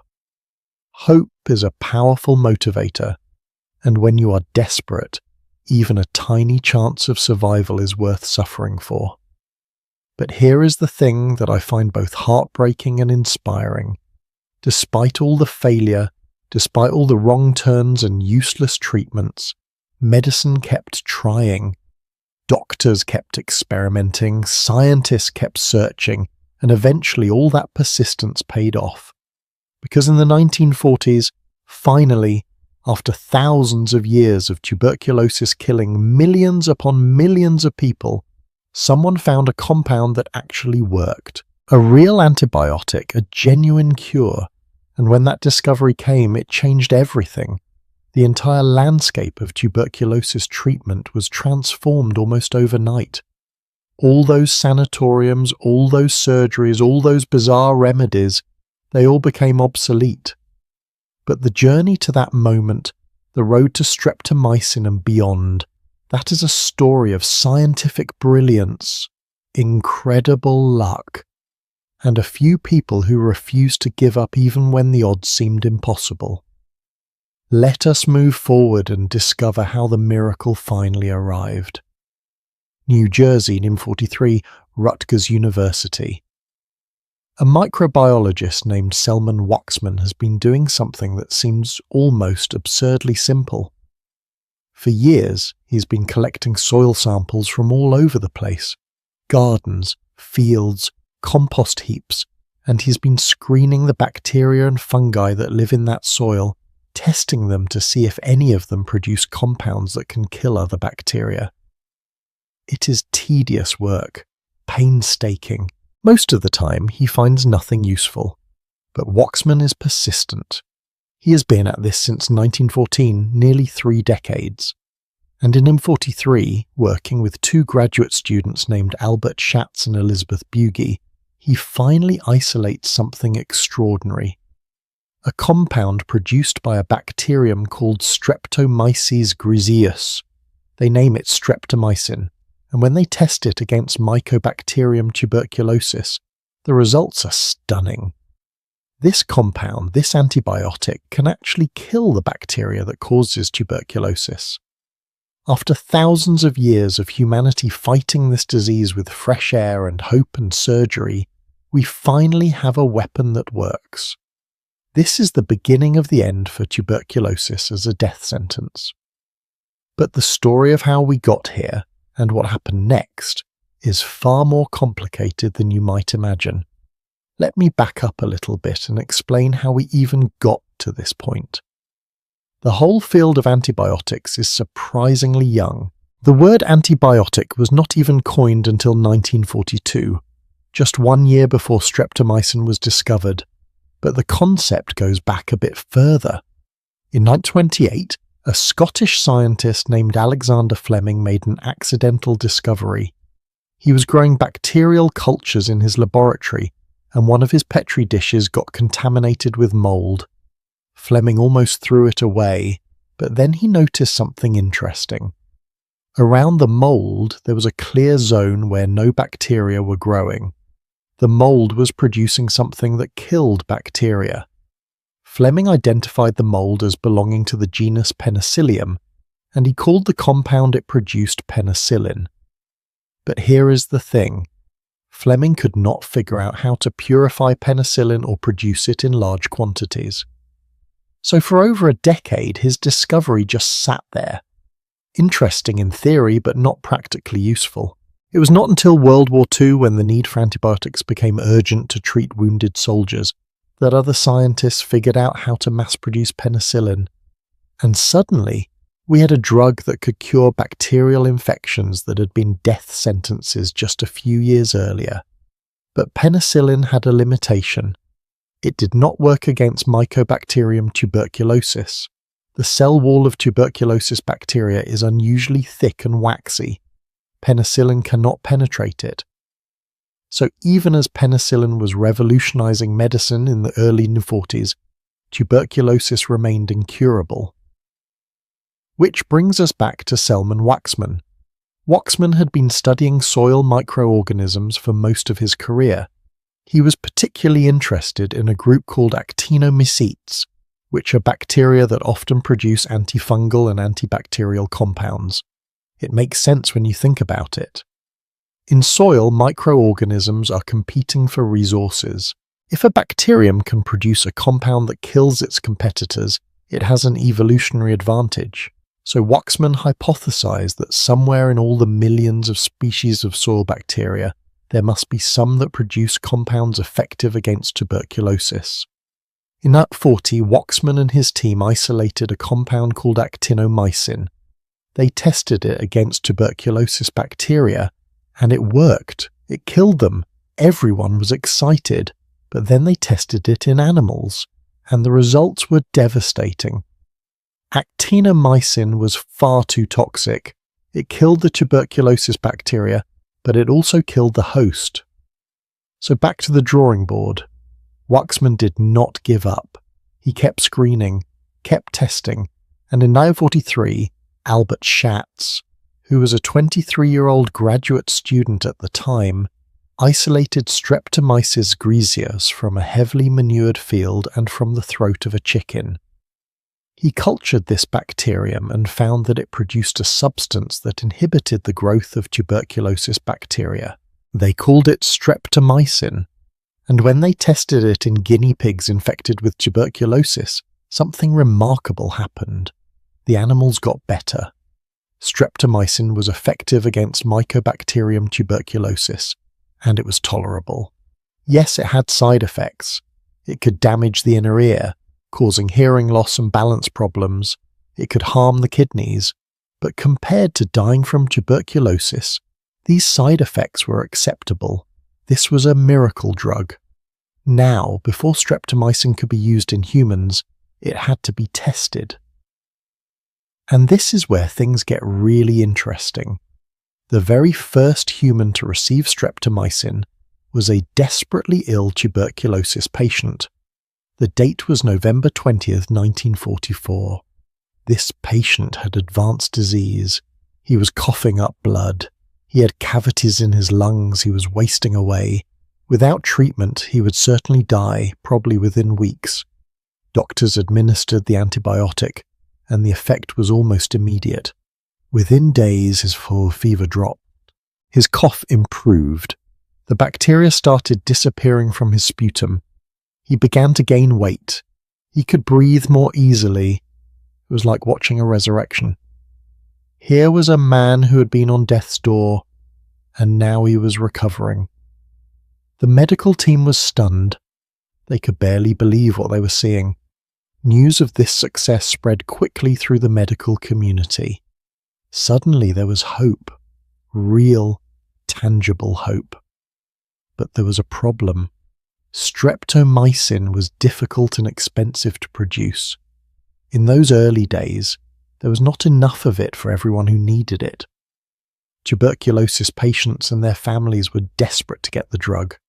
There were waiting lists. Physicians had to make agonizing decisions about who would receive treatment and who would not. And then another problem emerged. Within a few months of starting treatment, some patients relapsed.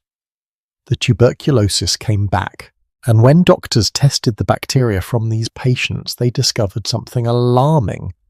The bacteria had become resistant to streptomycin. This was the first time anyone had observed antibiotic resistance in a clinical setting, and it was a serious concern. If streptomycin stopped working after just a few months, it would not be the miracle cure everyone hoped for.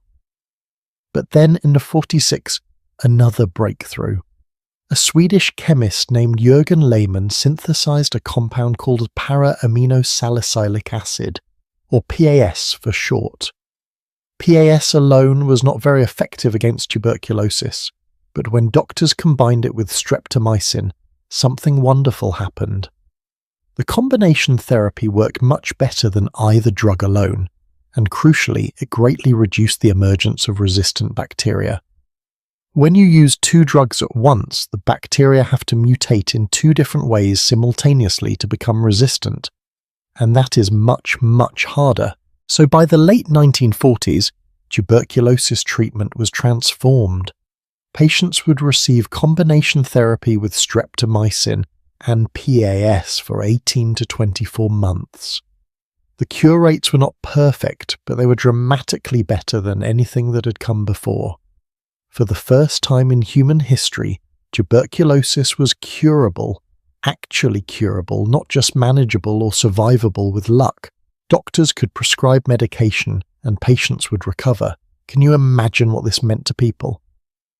If you were diagnosed with tuberculosis in 1940, you were facing probable death or at best years in a sanatorium with uncertain outcome. If you were diagnosed in 1948, you could take pills and be cured. It is hard to overstate how revolutionary this was. It was as if someone had suddenly discovered a cure for cancer. The psychological impact was enormous, but the antibiotic revolution was just getting started. In 1952, researchers developed an even better drug, isoniazid. This drug, often abbreviated INH, was cheap to produce. It was well tolerated, it could be taken orally, and it was powerfully effective against tuberculosis bacteria. Isoniazid really opened the modern era of tuberculosis treatment. It became the cornerstone of TB therapy and remains so today over 70 years later. With isoniazid, treatment became much more practical. Patients did not need to be hospitalized. They could take pills at home, the duration of treatment could be shortened. And the cure rates improved even more. Throughout the 1950s, more drugs were added to the arsenal. Pyrazinamide in 1952, cycloserine in 1955, ethambutol in 1962. Each new drug gave doctors more options, more ways to attack the disease. Then in the 1960s and 70s came rifampin, also called rifampicin. This drug was a game changer. Rifampin is incredibly potent. It kills tuberculosis bacteria faster than any previous drug, and when combined with isoniazid, it allowed doctors to shorten treatment duration dramatically. With rifampin in the regimen, tuberculosis could be cured in 9 months instead of 18 or 24. Later, with the addition of pyrazinamide, treatment was shortened to just 6 months. 6 months of taking pills, and you were cured of a disease that had been a death sentence just a few decades earlier.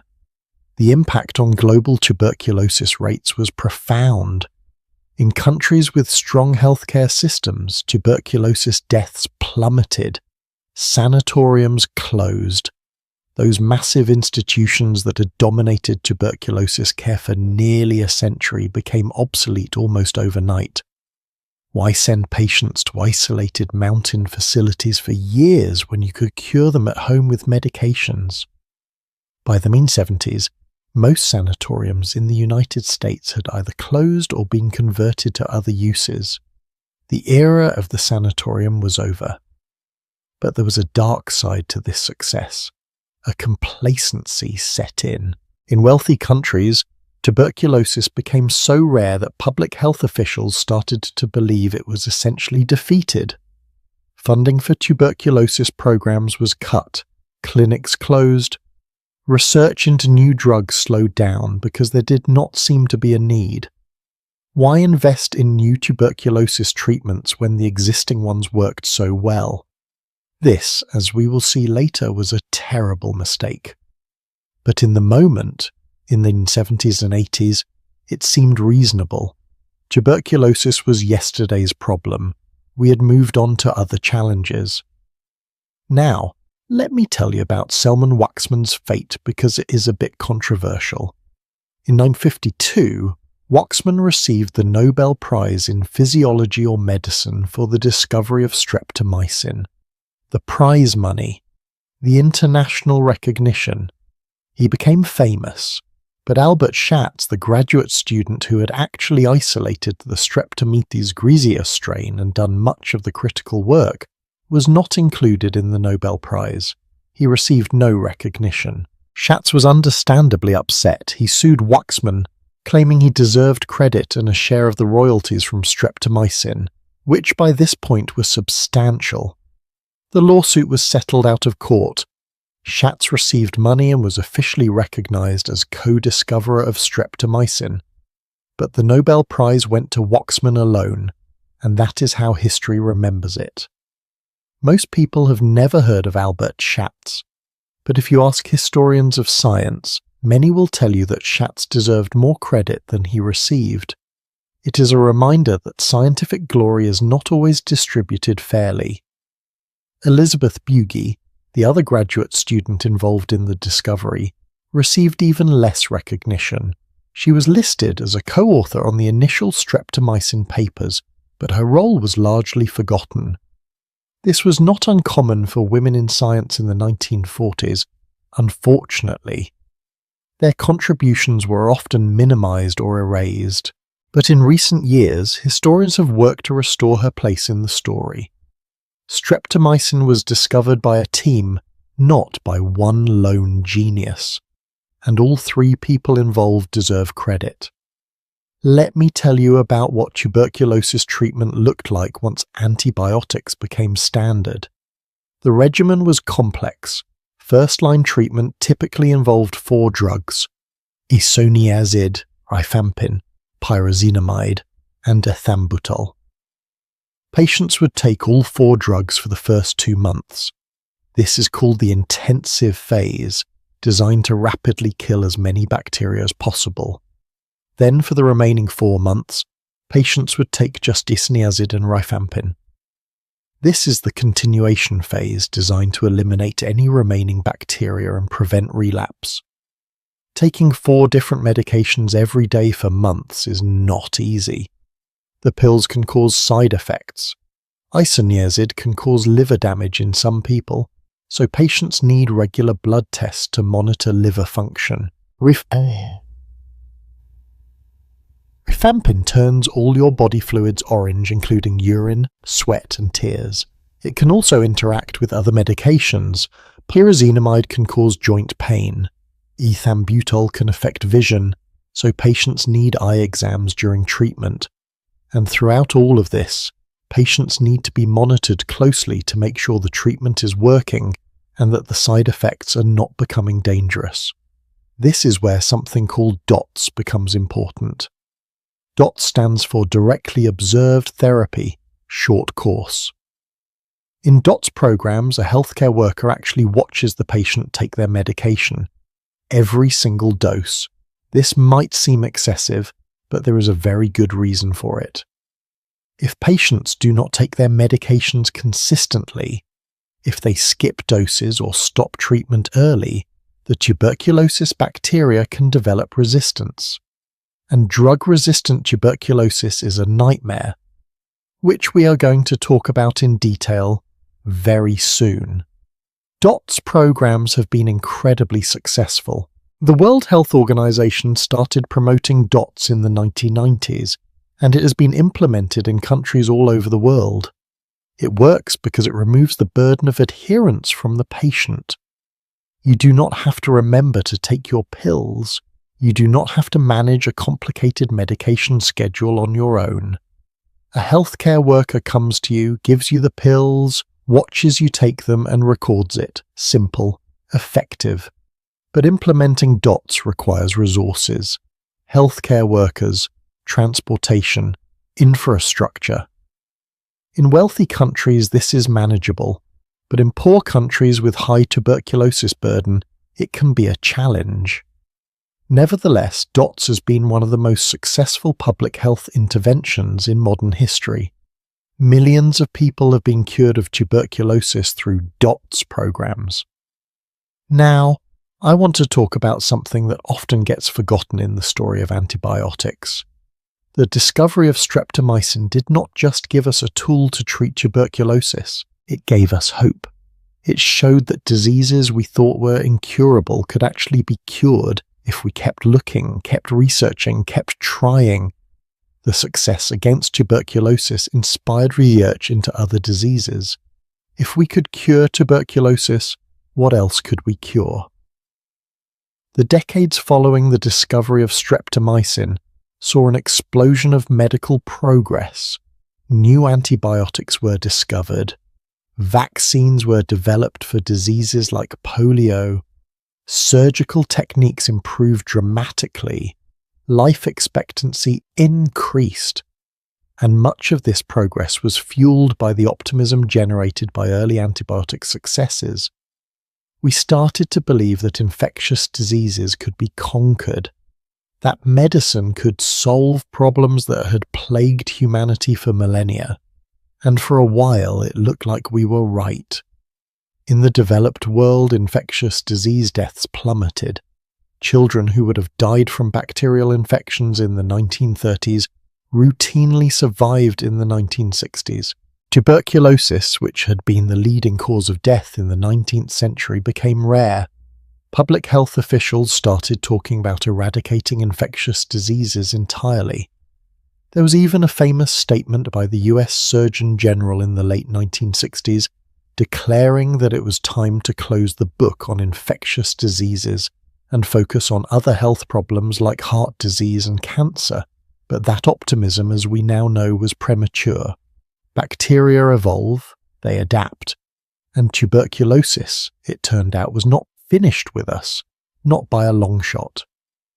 The very thing that made antibiotics so powerful, their ability to kill bacteria, also created evolutionary pressure for bacteria to develop resistance, and in the 80s and 90s, we would discover just how dangerous drug-resistant tuberculosis could be.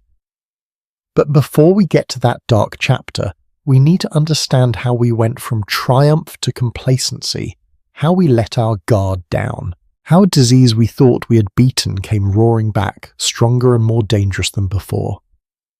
That is the story we need to explore next, because the battle against tuberculosis was far from over. In fact, in some ways, it was just beginning. The 1970s arrive with a sense of victory. In the United States and Western Europe, tuberculosis has become a disease of the past. The sanatoriums are empty. The death rates have plummeted. Medical schools are barely teaching about tuberculosis anymore because doctors simply do not see cases. Young physicians are graduating without ever treating a tuberculosis patient. The disease has been relegated to history textbooks, something our grandparents dealt with, but that modern medicine has conquered. And so, slowly, quietly, we let our guard down. Tuberculosis programs are defunded, specialized clinics close, research into new drugs practically stops. After all, why invest resources in a solved problem? But tuberculosis, as it turns out, was not finished with us. Not even close.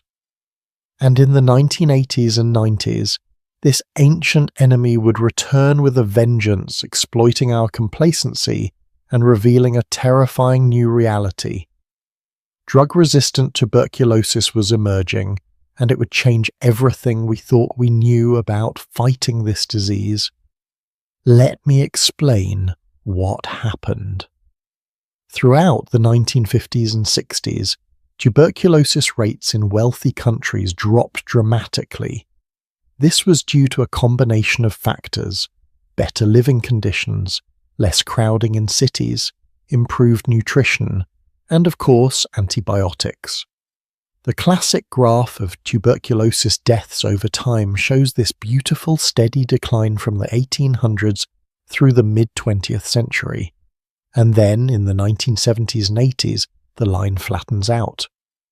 Tuberculosis is still around, but it has become rare enough that it is no longer a major public health priority. So what do governments do? They cut funding. Tuberculosis control programs, which had been robust and well-staffed, are downsized.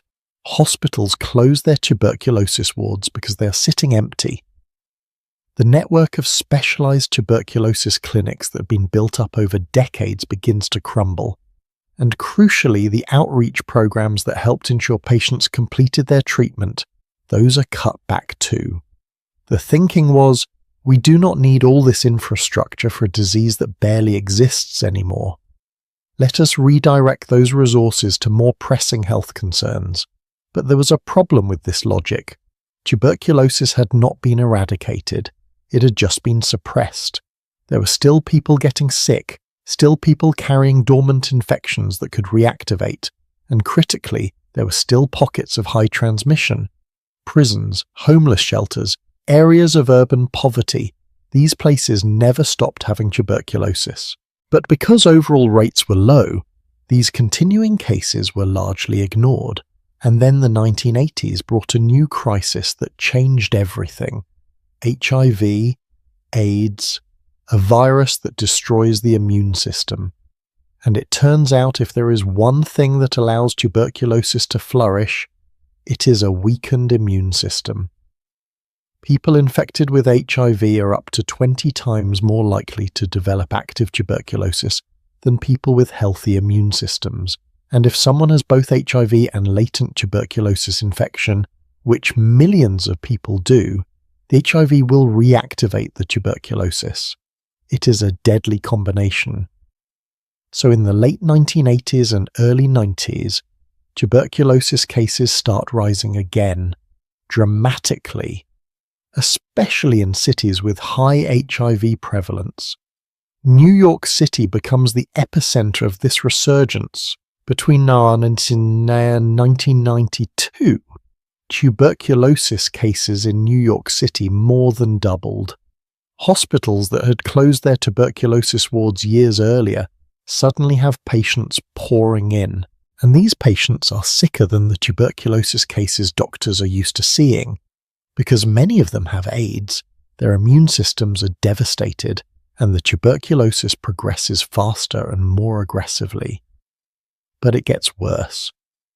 Because during those decades when tuberculosis programs were being dismantled, when funding was cut, when specialized clinics closed, something critical was lost. The infrastructure to ensure patients complete their treatment. Remember, tuberculosis treatment takes months, 6 months minimum, sometimes much longer, and you have to take multiple medications every single day. If you stop early, if you skip doses, the bacteria can develop resistance, and that is exactly what started happening. Patients would start treatment, feel better after a few weeks, and stop taking their medications, or they would run out of pills and not have access to a clinic to get more, or they would be homeless and lose their medications, or they would be released from prison mid-treatment and not continue care on the outside. There were 1,000 reasons why people did not complete treatment, and each incomplete treatment was creating drug-resistant bacteria. Let me explain how drug resistance works, because it is important. Bacteria reproduce incredibly fast. A single tuberculosis bacterium can divide every 15 to 20 hours, and when bacteria reproduce, there are occasional random mutations in their DNA. Most of these mutations do nothing or make the bacteria weaker, but very rarely a mutation will make the bacterium resistant to a drug. Maybe it changes the structure of the protein the drug targets, so the drug can no longer bind. Or maybe it produces an enzyme that breaks down the drug. Now, if you are taking your medications correctly, taking all of them, every day, these resistant mutants do not matter much, because even if a bacterium becomes resistant to one drug, the other drugs in your treatment regimen will kill it. But if you are only taking some of the drugs, or taking them inconsistently, you create the perfect conditions for resistant bacteria to survive and multiply. The drugs you are taking kill the susceptible bacteria, but the resistant ones survive, and over time those resistant bacteria take over. By the early 90s, doctors in New York and other cities started seeing something alarming. Patients who were not responding to standard tuberculosis treatment. Patients whose disease kept progressing even though they were taking isoniazid and rifampin. When doctors tested the bacteria from these patients, they found strains resistant to multiple drugs. Multi-drug resistant tuberculosis, MDR-TB, and it was spreading. MDR-TB is defined as tuberculosis resistant to at least isoniazid and rifampin, the two most powerful first-line drugs, and treating it is difficult. You cannot use the standard regimen. You have to use second-line drugs which are less effective, more toxic, and much more expensive. Treatment for MDR-TB can take 18 to 24 months or even longer. The drugs cause terrible side effects: hearing loss, kidney damage, severe nausea, psychiatric problems, and even with all that, the cure rates for MDR-TB are much lower than for regular tuberculosis. Now, let me tell you about some outbreaks that really drove home how serious this was. In the early 90s, there were multiple outbreaks of MDR-TB in hospitals and prisons. One of the most infamous was at a hospital in New York. Patients and healthcare workers were getting infected with highly drug-resistant tuberculosis strains. And many of these patients also had AIDS, which meant their immune systems could not fight the infection. The mortality rate was horrifying. In some of these outbreaks, over 70% of patients died. And they died fast. Not over years, like tuberculosis patients in the pre-antibiotic era, but within weeks or months of diagnosis. The outbreaks in prisons were particularly concerning. Prisons are perfect environments for tuberculosis transmission. Overcrowded, poor ventilation, people in close contact for long periods. And the prison population has high rates of both HIV and pre-existing tuberculosis. So you have this scenario where someone with drug-resistant tuberculosis is locked in a cell with several other people. The disease spreads rapidly. And because prisons were not equipped to isolate infectious patients properly, whole wings of prisons became infected. Healthcare workers were terrified. There were reports of doctors and nurses refusing to treat tuberculosis patients because they were afraid of getting infected. And their fear was not irrational. Several healthcare workers did contract MDR-TB and died. This was especially tragic because these were young, healthy people who would normally have excellent outcomes if they got tuberculosis. But drug-resistant tuberculosis does not care how young or healthy you are. Public health officials realized they had a crisis on their hands.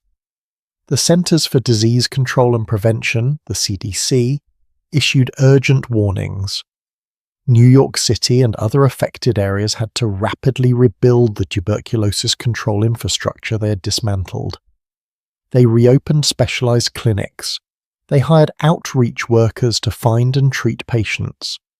They instituted mandatory directly observed therapy for all tuberculosis patients, not just some, and they poured money into improving infection control in hospitals and prisons.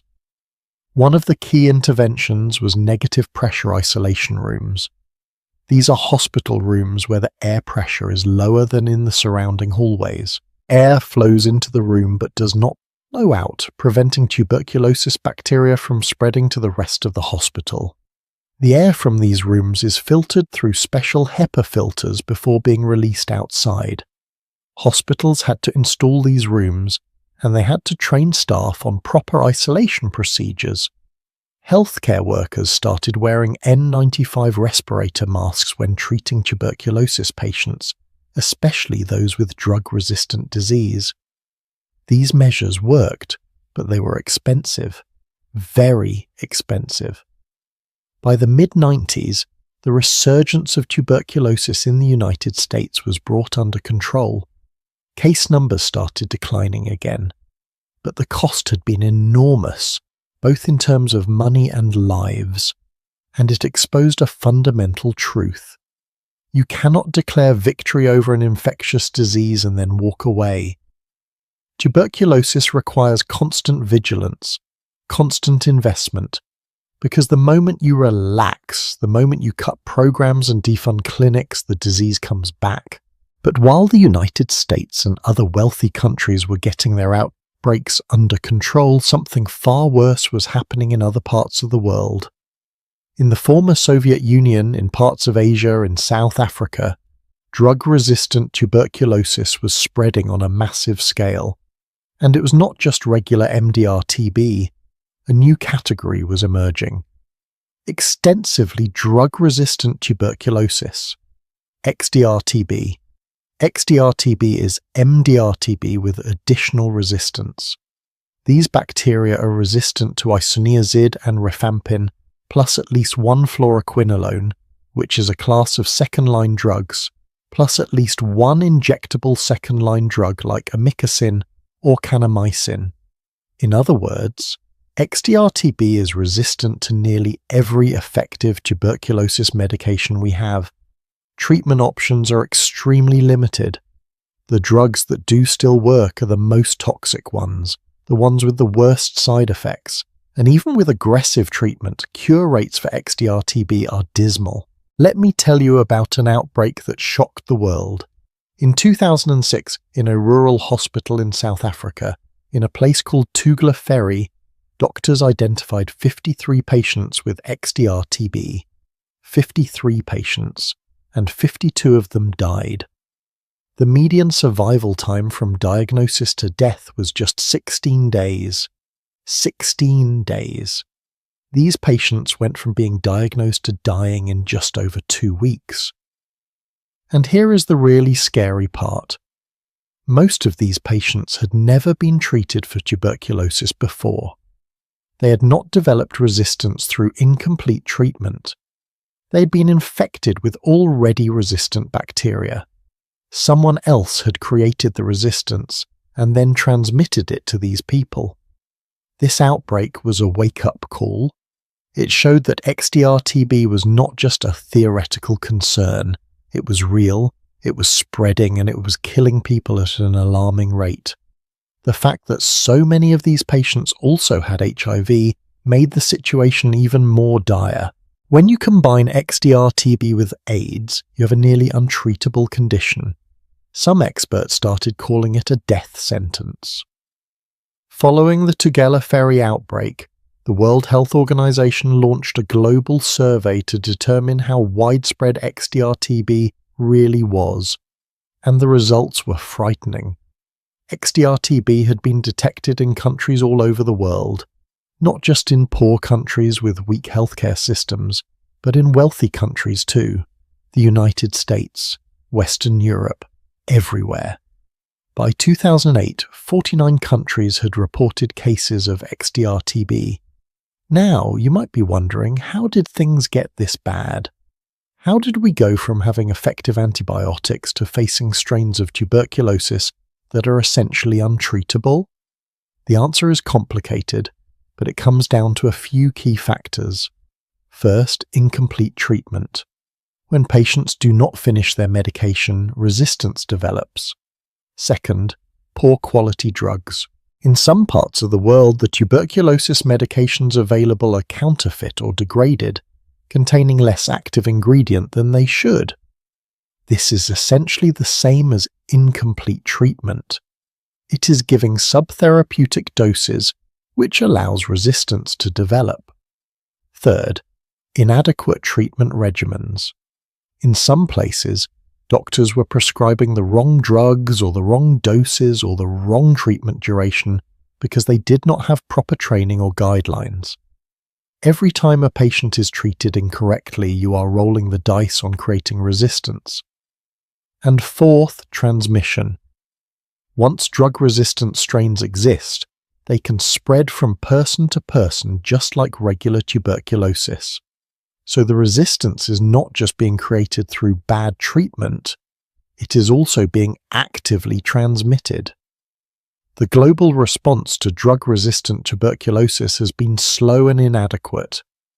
Diagnosing MDR-TB and XDR-TB requires sophisticated laboratory testing that many countries do not have. You need to culture the bacteria and test them against multiple drugs, which takes weeks.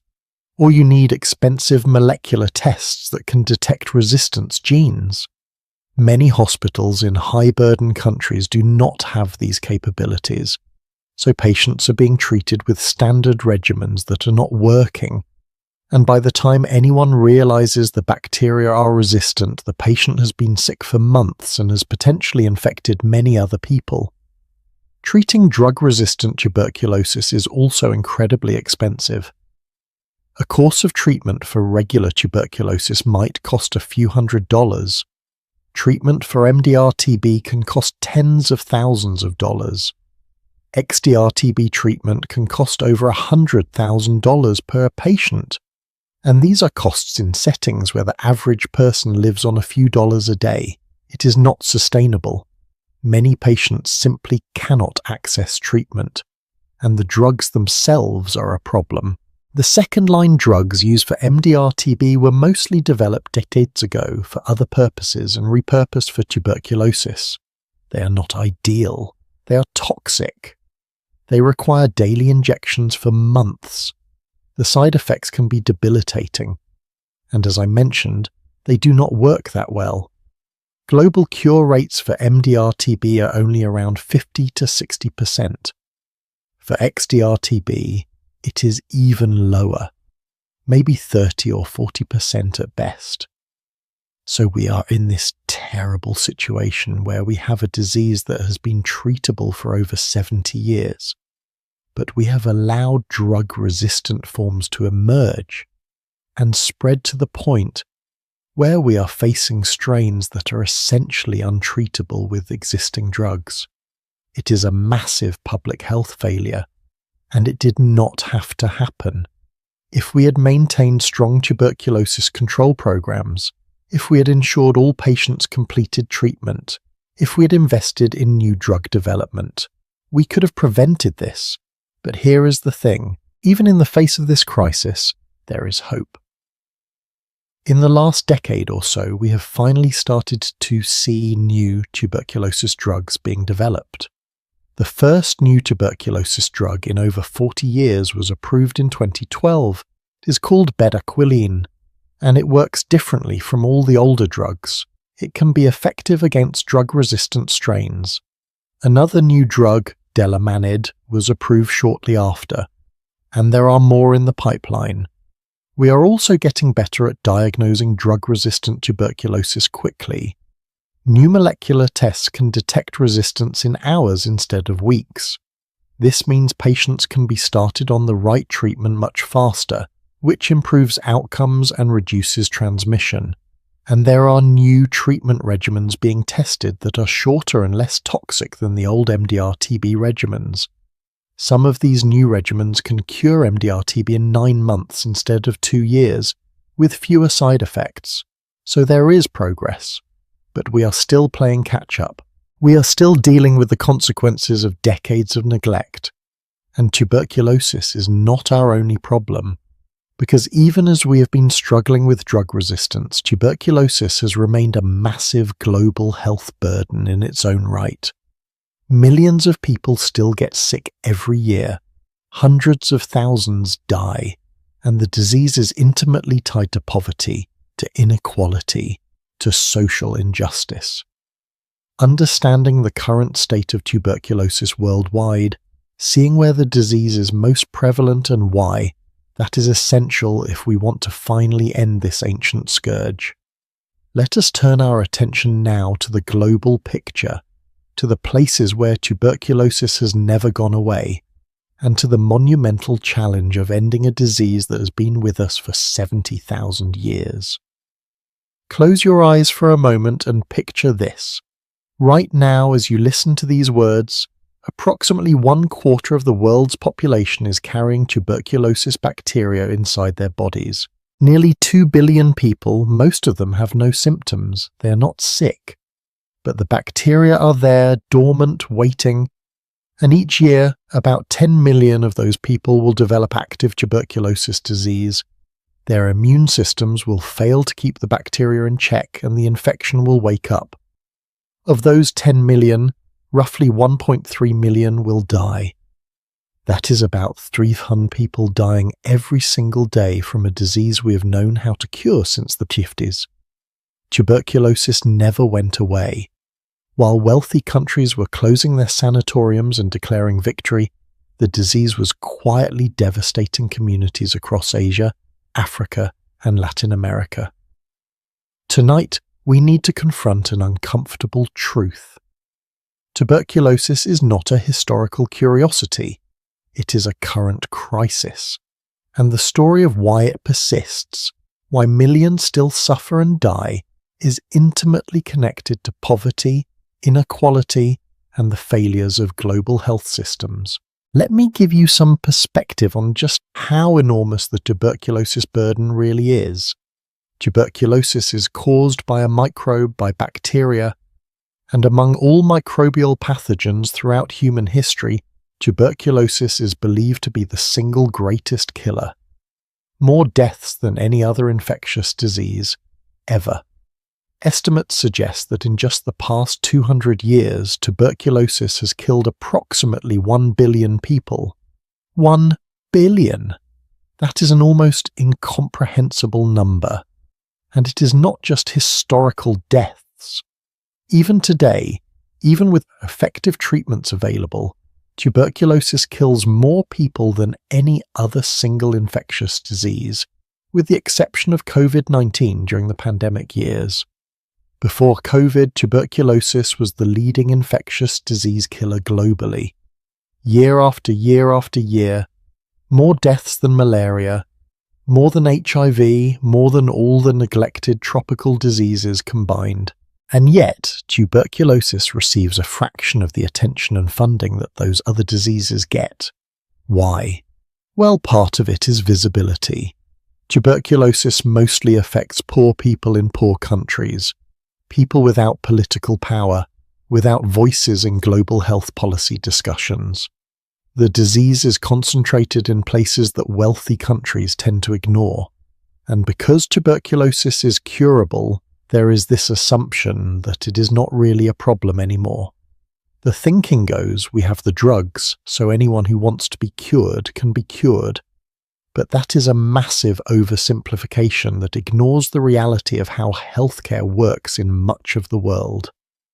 Let me walk you through where tuberculosis is most prevalent today. There are 30 countries that the World Health Organization designates as high tuberculosis burden countries. Together, these 30 countries account for about 87% of all tuberculosis cases worldwide. At the top of the list is India. India alone has more tuberculosis cases than any other country.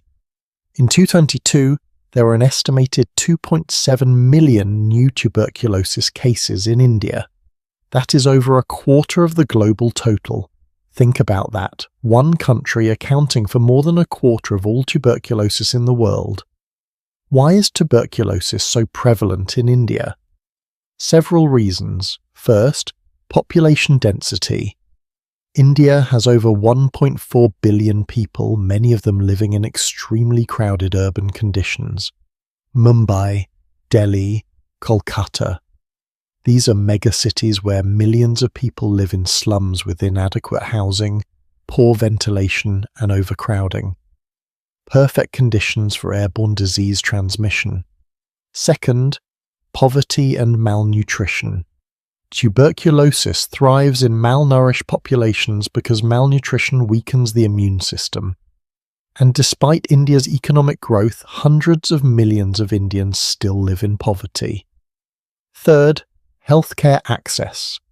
India has a fragmented healthcare system. There are excellent hospitals and doctors, but they are not accessible to everyone. Many people, especially in rural areas, have limited access to quality healthcare. After India, the next highest burden countries include Indonesia, China, the Philippines, Pakistan, Nigeria, Bangladesh, and the Democratic Republic of Congo. What do all these countries have in common? Large populations, significant poverty, overcrowded cities, weak or overwhelmed healthcare systems. These are not coincidences. Tuberculosis is fundamentally a disease of poverty and inequality. Now, let me explain something important about how tuberculosis spreads and who gets sick. As I mentioned earlier, about 1/4 of the world's population has latent tuberculosis infection. That means they have been exposed to the bacteria. The bacteria are in their bodies, probably in their lungs, but their immune system has walled them off. These people are not sick. They cannot transmit the disease to others. They might never know they have the infection. But if their immune system becomes weakened, for any reason the bacteria can reactivate and cause active disease. What weakens the immune system? HIV is a big one, which is why HIV and tuberculosis are such a deadly combination. Malnutrition is another. Diabetes, which is becoming more common worldwide, increases tuberculosis risk. Smoking, alcohol abuse, certain medications like steroids or chemotherapy, old age. All of these things can tip the balance and allow latent tuberculosis to become active. But here is the thing, not everyone who gets exposed to tuberculosis bacteria develops even a latent infection. Your immune system might clear the bacteria completely before they can establish themselves. Whether you get infected depends on how much exposure you have, how long you are exposed, and how strong your immune system is. This is why crowding is such a major risk factor. If you live in a small, poorly ventilated room with someone who has active tuberculosis, you are getting exposed to tuberculosis bacteria with every breath they take, day after day after day. Your risk of infection is very high, and this brings us to one of the most pernicious aspects of tuberculosis. It creates cycles of transmission within families and communities that are incredibly hard to break. Imagine this scenario. A father develops active pulmonary tuberculosis. He starts coughing. He is losing weight. But he does not go to a doctor right away. Maybe he cannot afford to miss work. Maybe the nearest clinic is far away. Maybe he is afraid of the stigma associated with tuberculosis. So he keeps working, keeps living in close quarters with his family. And during those weeks or months before he finally gets diagnosed, he is transmitting bacteria to his wife, his children, his co-workers. By the time he's finally diagnosed and starts treatment, multiple people have already been infected. Some of them will develop active disease within a year or two, and the cycle starts over. This is happening in communities all over the world. Tuberculosis moving through families, through neighborhoods, through workplaces. And because the incubation period can be so long, because people can be infected and not develop disease for years or even decades, it is almost impossible to trace all the transmission chains. Now, let me tell you about some specific populations that are particularly vulnerable to tuberculosis. Prisoners are one. Prisons in many countries are overcrowded, with terrible ventilation and poor health care. Tuberculosis transmission in prisons is a massive problem. In some prisons, the tuberculosis infection rate is 10 times higher than in the general population, and when prisoners develop tuberculosis in prison and then get released, they carry the disease back to their communities. Miners are another high-risk group. Deep underground mines have poor air circulation. Miners breathe in silica dust, which damages their lungs and makes them more susceptible to tuberculosis. In South Africa, which has extensive gold and diamond mining, tuberculosis rates among miners have historically been astronomically high. Some mines have had tuberculosis prevalence rates of over 3,000 cases per 100,000 people. To put that in perspective, a rate of 100 per 100,000 is considered high. These miners are 30 times more likely to have tuberculosis than the general population. Healthcare workers are at risk too. Doctors, nurses, laboratory technicians who work with tuberculosis patients can get infected if infection control measures are inadequate. In settings without proper isolation rooms, without N95 masks, without good ventilation, healthcare workers are essentially breathing the same air as infectious patients for hours every day.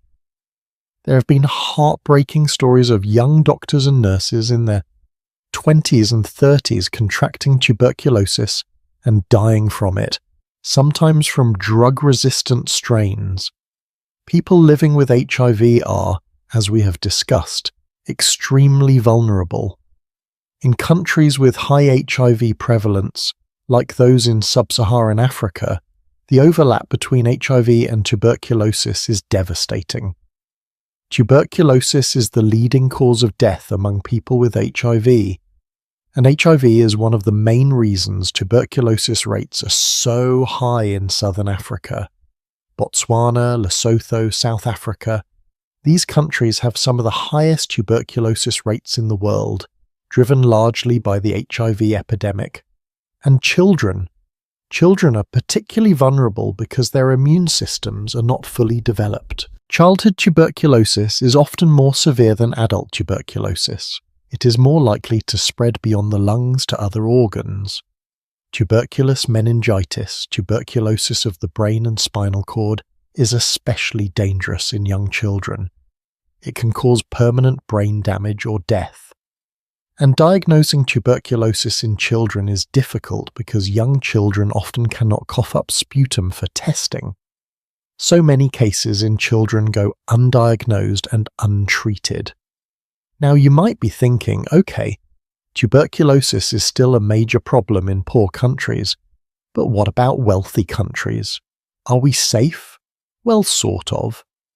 Tuberculosis rates in wealthy countries like the United States, Canada, Western Europe, Australia are very low compared to global averages, but the disease has not been eliminated. In the United States, there were about 8,300 tuberculosis cases reported in 2023. That is a rate of about 2.5 cases per 100,000 people, very low compared to high-burden countries, but still, thousands of people getting sick every year. And here is an interesting pattern. In the United States and other wealthy countries, the majority of tuberculosis cases occur in people who are born outside the country. About 70% of tuberculosis cases in the US are in foreign-born individuals. These are people who are infected in their countries of origin where tuberculosis is more common and then migrated to the United States. The bacteria can remain dormant for years and then reactivate after they've been living in the US for a long time. This has important implications. It means that as long as tuberculosis is raging in other parts of the world, wealthy countries cannot completely eliminate it domestically. We are connected. People move across borders, and they bring their latent infections with them. So there is a self-interested reason for wealthy countries to care about global tuberculosis control beyond just humanitarian concerns. We cannot wall ourselves off from this disease. There is also still tuberculosis transmission happening within wealthy countries, particularly among vulnerable populations. Homeless individuals living in crowded shelters, people who inject drugs and share living spaces, immigrants living in overcrowded apartments. These are the communities where tuberculosis persists in wealthy countries. And they are often the communities with the least access to healthcare. So cases get detected late and transmission continues. Let me tell you about the economic burden of tuberculosis, because it is staggering. The direct costs of treating tuberculosis, the medications, the clinic visits, the hospitalizations, that is just the beginning. Then there are the indirect costs. People with tuberculosis often cannot work for months. They lose income. Families lose their primary breadwinner's earnings. In poor countries, this can push families into destitution. They might have to sell assets, take children out of school, go into debt. A study in India found that families affected by tuberculosis spend, on average, more than half their annual household income on tuberculosis-related costs. Even though the drugs are supposed to be free, they are spending money on transportation to clinics, on additional doctor visits when the free clinic is closed or too far away, on nutrition to help the patient recover, on lost wages. It is catastrophic, and it perpetuates poverty. Tuberculosis makes poor people poorer, which makes them more susceptible to tuberculosis. It is a vicious cycle. Globally, the economic cost of tuberculosis is estimated to be in the tens of billions of dollars every year. Lost productivity, healthcare costs, premature deaths. And this is all preventable. We have the tools to diagnose and cure tuberculosis, but we are not using them effectively. Why not? Well, there are several reasons. First, funding. Global funding for tuberculosis is woefully inadequate. The World Health Organization estimates that we need about $13 billion per year for tuberculosis prevention and care programs worldwide. In recent years, we've been getting about half that, maybe $6 or $7 billion. The funding gap is enormous, and it means programs cannot reach everyone who needs them. Clinics are understaffed. Diagnostic tools are unavailable. Medications run out. Second, diagnostics. In many high-burden countries, tuberculosis is still diagnosed using methods that are decades old. Sputum smear microscopy, where a technician looks at a patient's sputum under a microscope to try to spot tuberculosis bacteria. This method is cheap, but is not very sensitive. It misses a lot of cases, especially in people with HIV or children who often have lower bacterial loads. There are much better tests available now, like GeneXpert, which can diagnose tuberculosis in a couple of hours and detect resistance to rifampin. But these machines are expensive and many clinics cannot afford them. Third, treatment adherence. Even when people are diagnosed and start treatment, completing the full 6-month course is challenging. Life gets in the way. People feel better after a few weeks and stop taking pills. They cannot afford to keep traveling to the clinic to pick up medications. They experience side effects and stop. And when treatment is incomplete, the bacteria can develop resistance. This is how we create drug-resistant tuberculosis. So there is a huge emphasis now on directly observed therapy, where a healthcare worker watches the patient take every dose. But this is resource-intensive and hard to scale up. Fourth, stigma. In many cultures, tuberculosis carries enormous stigma. People are afraid to get tested because they do not want to be labelled as having tuberculosis. They fear discrimination. They fear being ostracised by their community, losing their job, being abandoned by their spouse. This stigma delays diagnosis and treatment, which allows the disease to spread and worsens outcomes. Fighting stigma requires education, community engagement, and shifting cultural attitudes. It is slow, difficult work. And fifth, the disease itself is just inherently difficult to control. Tuberculosis spreads through the air. You cannot see it. You cannot easily prevent exposure. It is not like a sexually transmitted infection where you can use barrier protection.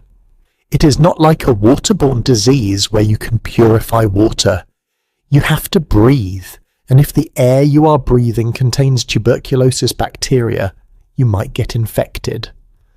The only real way to stop transmission is to find and treat every single case quickly before they can infect others. But given all the barriers I just described, that is incredibly hard to do. So where does this leave us?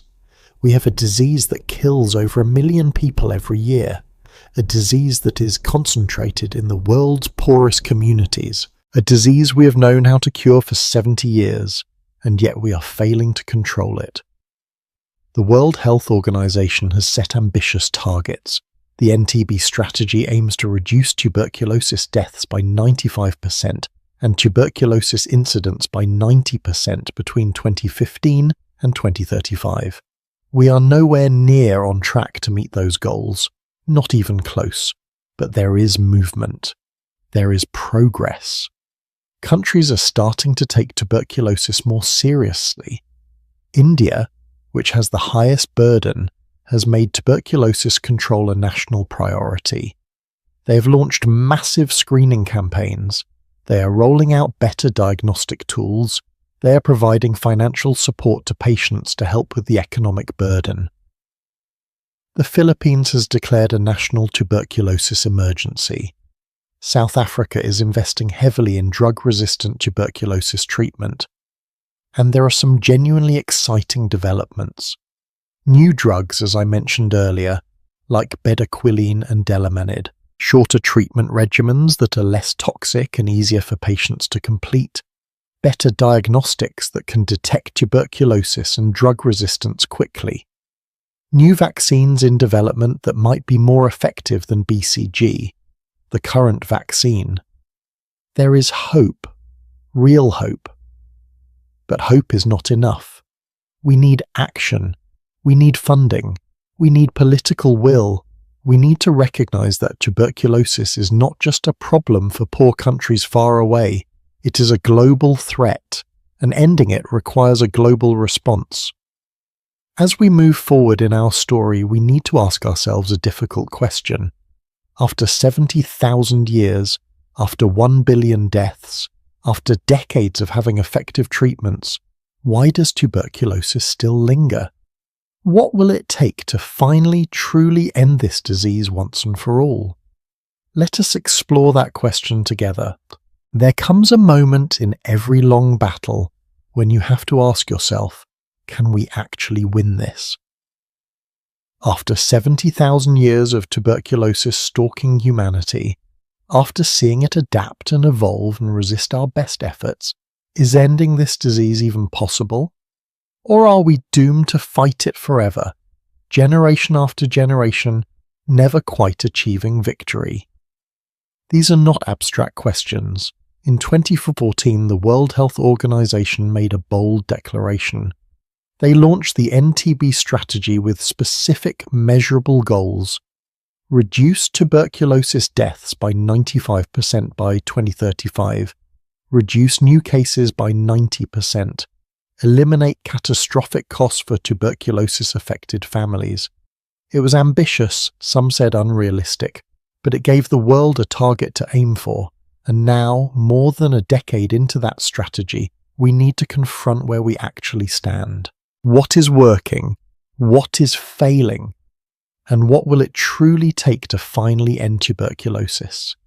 Tonight, we are going to explore the cutting edge of tuberculosis research and control, the new tools, the new strategies, and yes, the new obstacles, because ending tuberculosis is not just a scientific challenge, it is a social, economic, and political challenge that will require us to rethink how we approach global health entirely.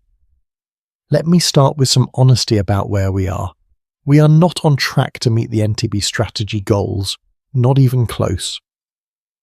When the strategy was launched in 2014, there were about 9.6 million new tuberculosis cases per year. By 2022, that number had dropped to about 10.6 million. Wait, that does not sound right, does it? The number went up, not down. What happened? Well, a few things. First, better case detection. Countries are getting better at finding tuberculosis cases that were previously going undetected. So some of that increase is not actually more disease. It is more diagnosis, which is good. Second, population growth.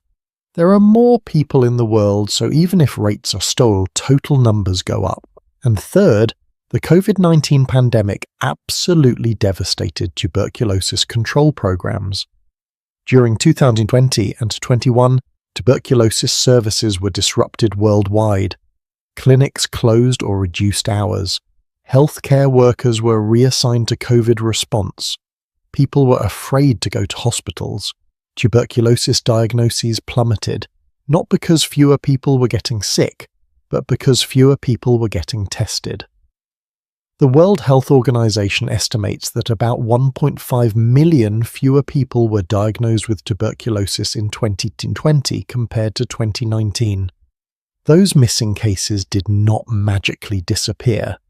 Those people were still sick, still transmitting disease to others, still dying without ever being diagnosed or treated. The pandemic set tuberculosis control back by years, maybe a decade, and we are still recovering. So the current numbers, while discouraging, do not tell the whole story. But they do tell us one critical thing. The trajectory we were on was already too slow, and COVID made it worse. If we want to meet the 2035 goals, we need to dramatically accelerate progress. We need new tools, better strategies, and most importantly, vastly more resources. So what are the new tools? Let me tell you about some genuinely exciting developments. First, diagnostics. For decades, tuberculosis diagnosis relied on sputum smear microscopy, looking at a sample under a microscope to try to spot the bacteria. As I mentioned before, this method misses a lot of cases. Then came culture-based methods, growing the bacteria in a laboratory. More sensitive but slow. It takes a weeks to get results because tuberculosis bacteria grow so slowly. But in 2010, a company called reshaped, in partnership with the Foundation for Innovative New Diagnostics and with funding from various donors, developed something revolutionary. The GeneXpert MTB-REF assay. This is a molecular test that detects tuberculosis DNA directly from a sputum sample, and it does it in less than 2 hours. 2 hours compared to weeks for culture. Even better, the test also detects resistance to rifampin, one of the key first-line drugs. If the test shows rifampin resistance, you know the patient needs treatment for drug-resistant tuberculosis, and you can start the right regimen immediately. GeneXpert has been a game-changer in countries that can afford to deploy it. Diagnosis is faster. Treatment can start sooner. Drug resistance is detected earlier. But there is a catch. The machines are expensive. Each test cartridge costs several dollars. In low-income countries where the healthcare budget per person might be just a few dollars per year, this is a barrier. There has been huge pressure on Cepheid to lower prices, and they have to some extent, but access is still limited in many places that need it most. Now there are even newer tests being developed. Ultra-sensitive molecular tests that can detect tuberculosis in people with very low bacterial loads, like people with HIV or children. Tests that can detect resistance to multiple drugs simultaneously. Point-of-care tests that can be used in remote clinics without electricity or specialized equipment. The diagnostic landscape is improving rapidly, but again, all of these innovations mean nothing if they are not affordable and accessible to the people who need them. Next, treatment. As we discussed earlier, new drugs have been developed. Bedaquiline, approved in 2012, was the first new tuberculosis drug in over 40 years. It works by targeting the bacteria's ability to produce energy, completely different mechanism from older drugs. This means it can be effective against strains resistant to traditional drugs. Delamanid, approved in 2014, is another new drug with a novel mechanism. And there are more drugs in the pipeline at various stages of clinical trials. Even more exciting than individual drugs are new regimens. Combinations of drugs that are shorter, more effective and less toxic than the old standard regimens. For drug-susceptible tuberculosis, the standard regimen is still 6 months. 2 months of 4 drugs, then 4 months of 2 drugs. But researchers are testing regimens that might work in just 4 months. Imagine cutting treatment duration by a third. That would improve adherence dramatically. Fewer people dropping out of treatment means better cure rates and less drug resistance. For multi-drug resistant tuberculosis, the changes are even more dramatic. The old MDR-TB regimens required 18 to 24 months of treatment with toxic injectable drugs. Patients had to get daily injections for months. The side effects were brutal. Hearing loss, kidney damage, severe nausea. Many patients could not tolerate it. But new all-oral regimens have been developed. No injections required. And some of these regimens can cure MDR-TB in just 9 to 12 months instead of 2 years. The regimen called BPL, which combines bedaquiline, pretomanid, and linezolid, has shown remarkable results in trials. High cure rates with shorter treatment duration. This is transformative. If we can cure drug-resistant tuberculosis with a 9-month all-oral regimen, we eliminate one of the biggest barriers to treatment. Patients are much more likely to complete treatment. Outcomes improve, transmission decreases. It is a virtuous cycle, but again, there is a catch. These new drugs and regimens are expensive. Bedaquiline is still under patent, and the prices are high. There have been battles between the manufacturer Johnson & Johnson and activists demanding lower prices for low-income countries. Some progress has been made, but access remains limited, and new regimens require careful monitoring. Side effects still occur. Drug interactions are complex. You need trained healthcare workers and functioning health systems to implement these treatments safely. Now let me talk about prevention, because treating tuberculosis is only half the battle. If we want to end tuberculosis, we also need to prevent new infections, and this is where vaccines come in. The current tuberculosis vaccine is called BCG, Bacillus calmette-guerin. It was developed in the early 1900s and has been in use since the 1920s. BCG is one of the most widely used vaccines in the world. Billions of doses have been administered. It is given to infants in most countries. But here is the problem. BCG is not very good. It protects children against severe forms of tuberculosis, like tuberculous meningitis. That is valuable, but it does not reliably prevent pulmonary tuberculosis in adolescents and adults, which is the main form of the disease and the main source of transmission. The protection BCG provides fades over time. By adulthood, you are essentially unprotected. This is a huge limitation because if we had a vaccine that could prevent adolescent and adult pulmonary tuberculosis, we could dramatically reduce transmission and move much faster toward elimination. The good news is that new tuberculosis vaccines are in development. Several candidates are in late-stage clinical trials. One called M72-AS01E has shown promising results. In a trial in Kenya, Zambia, and South Africa, this vaccine reduced the rate of developing active pulmonary tuberculosis by about 50% in adults with latent infection. 50% might not sound amazing, but it is far better than BCG in adults. And if we could vaccinate all adults with latent tuberculosis infection and cut their risk of developing active disease in half, that would prevent millions of cases. There are other vaccine candidates with different approaches. Some aim to prevent infection entirely. Others aim to prevent disease in people already infected. Some are designed to boost the immune response in people who received BCG as children. The vaccine development pipeline is more active now than it has been in decades. But vaccines take a long time to develop and test. Even if trials continue to show positive results, it will be years before these vaccines are widely available. Another prevention strategy is treating latent tuberculosis infection. Remember, about a quarter of the world's population has latent TB. Most will never develop active disease, but some will.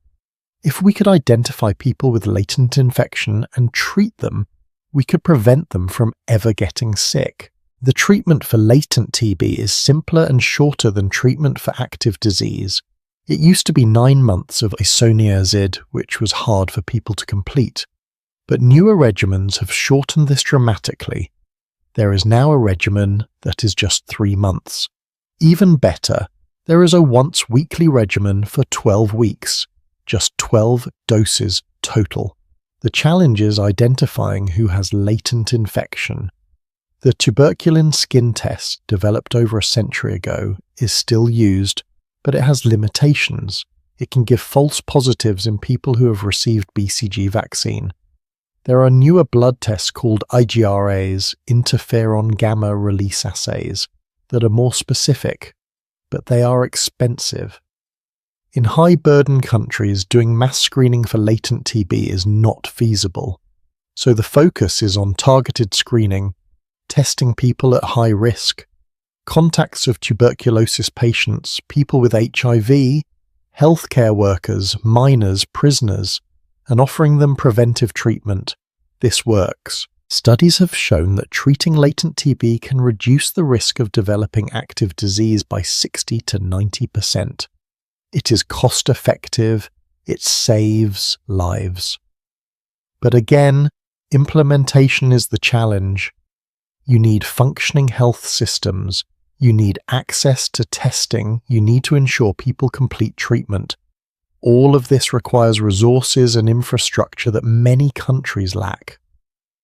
Now, beyond drugs, diagnostics, and vaccines, there are social interventions that are absolutely critical.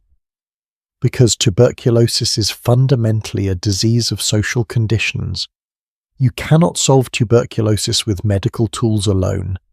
You have to address the underlying factors that make people vulnerable. Poverty, malnutrition, overcrowding, poor housing, lack of access to healthcare.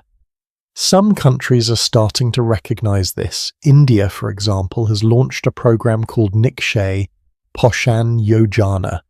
It provides direct cash transfers to tuberculosis patients to help with nutrition and offset lost income. Patients receive 500 rupees per month, about $6 or $7, for the duration of their treatment. It is not a huge amount, but studies have shown it makes a difference.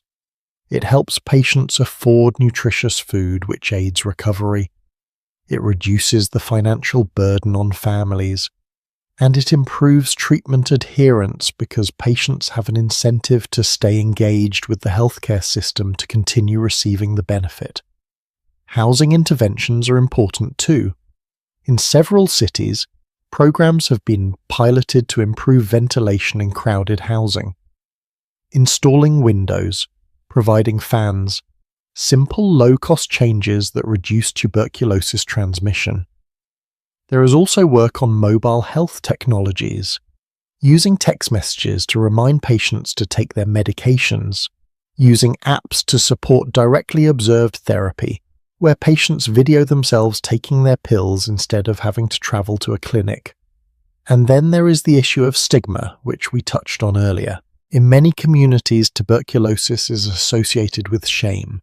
People hide their diagnosis, they delay seeking care, they do not tell their family members, who then unknowingly get infected. Fighting stigma requires community education, public awareness campaigns, involving people who have been successfully treated for tuberculosis to share their stories and show that the disease is curable, not shameful.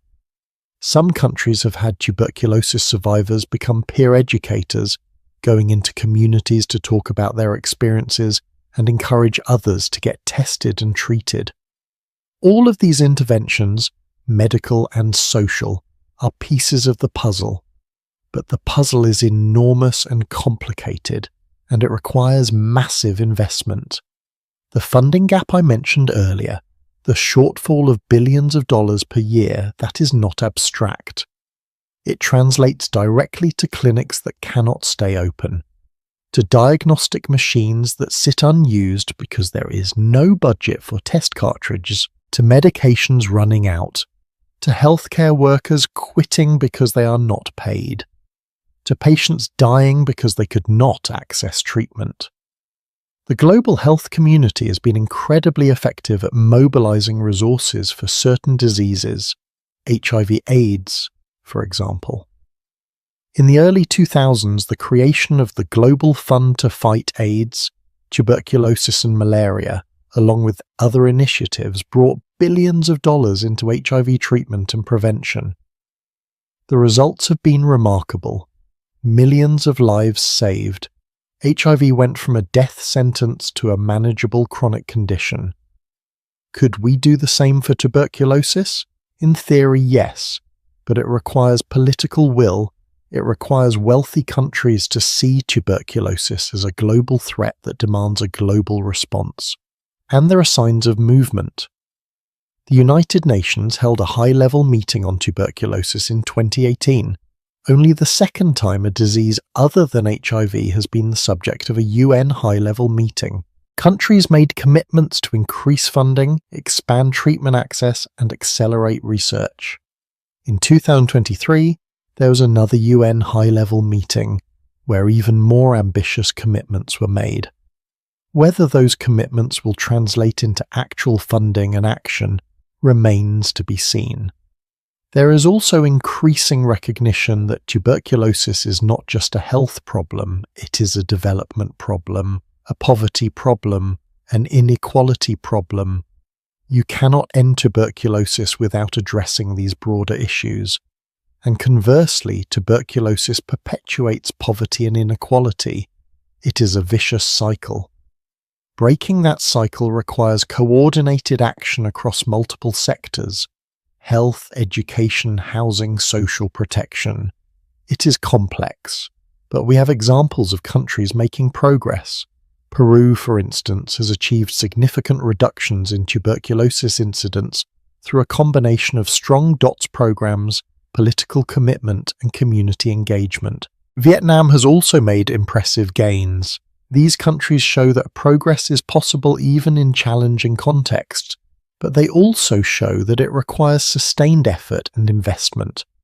So where does all this leave us? We have better tools than ever before. Better diagnostics, better drugs, new vaccines on the horizon, innovative social interventions, but we are not using these tools at scale. We are not reaching everyone who needs them. And the gap between what is possible and what is actually happening is measured in millions of preventable cases and hundreds of thousands of preventable deaths every year. The question is not whether we can end tuberculosis. We can. The science is there. The tools are there or are being developed. The question is whether we will make the political and financial commitments necessary, whether we will prioritize this disease that primarily affects poor people in countries with little political power, whether we will treat tuberculosis with the same urgency we brought to COVID-19 or HIV/AIDS, because if we do, if we truly commit, then yes, we can end tuberculosis, not in a year or two, but within a generation. By 2050, maybe sooner, we can make tuberculosis a rare disease, a footnote in the history books, something our grandchildren learn about as a terrible scourge that humanity finally overcame. But that future is not guaranteed. It depends on choices we make now, and the clock is ticking. So what have we learned from 70,000 years of fighting tuberculosis? What wisdom can we extract from this long, brutal history? And what should guide us as we attempt to finally bring this ancient enemy to its knees?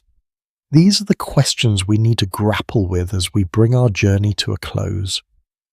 History has a strange way of repeating itself when we refuse to learn its lessons. 70,000 years is a long time to fight the same enemy. Long enough that you would think by now we would have learned everything there is to know about winning. But the story of tuberculosis is not just a story about bacteria and lungs and medications. It is a story about human nature, about our capacity for both brilliance and blindness, about how we triumph and then forget, how we solve problems and then create new ones.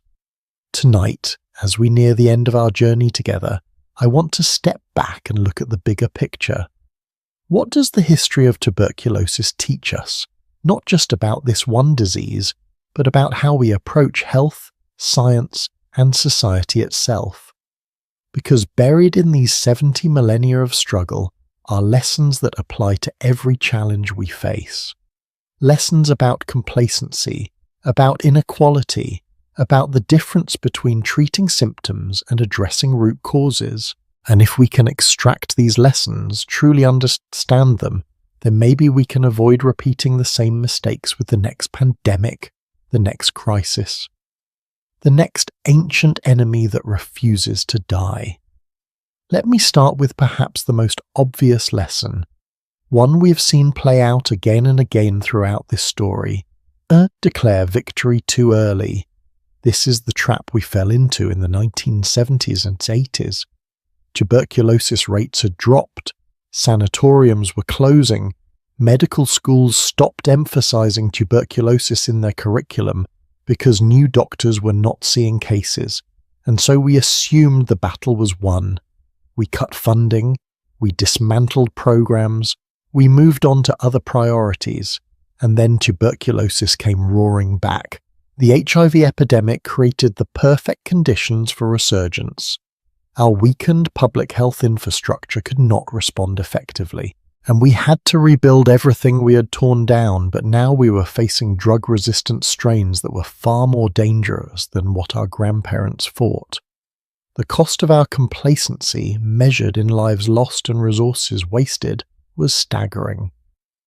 This pattern is not unique to tuberculosis. We see it with every infectious disease. Measles, for example. We had nearly eliminated it in many countries through vaccination, and then vaccination rates dropped because people forgot how dangerous measles could be. They had never seen a child die from measles, so they assumed the risk was theoretical, and now we have outbreaks again. Polio, same story.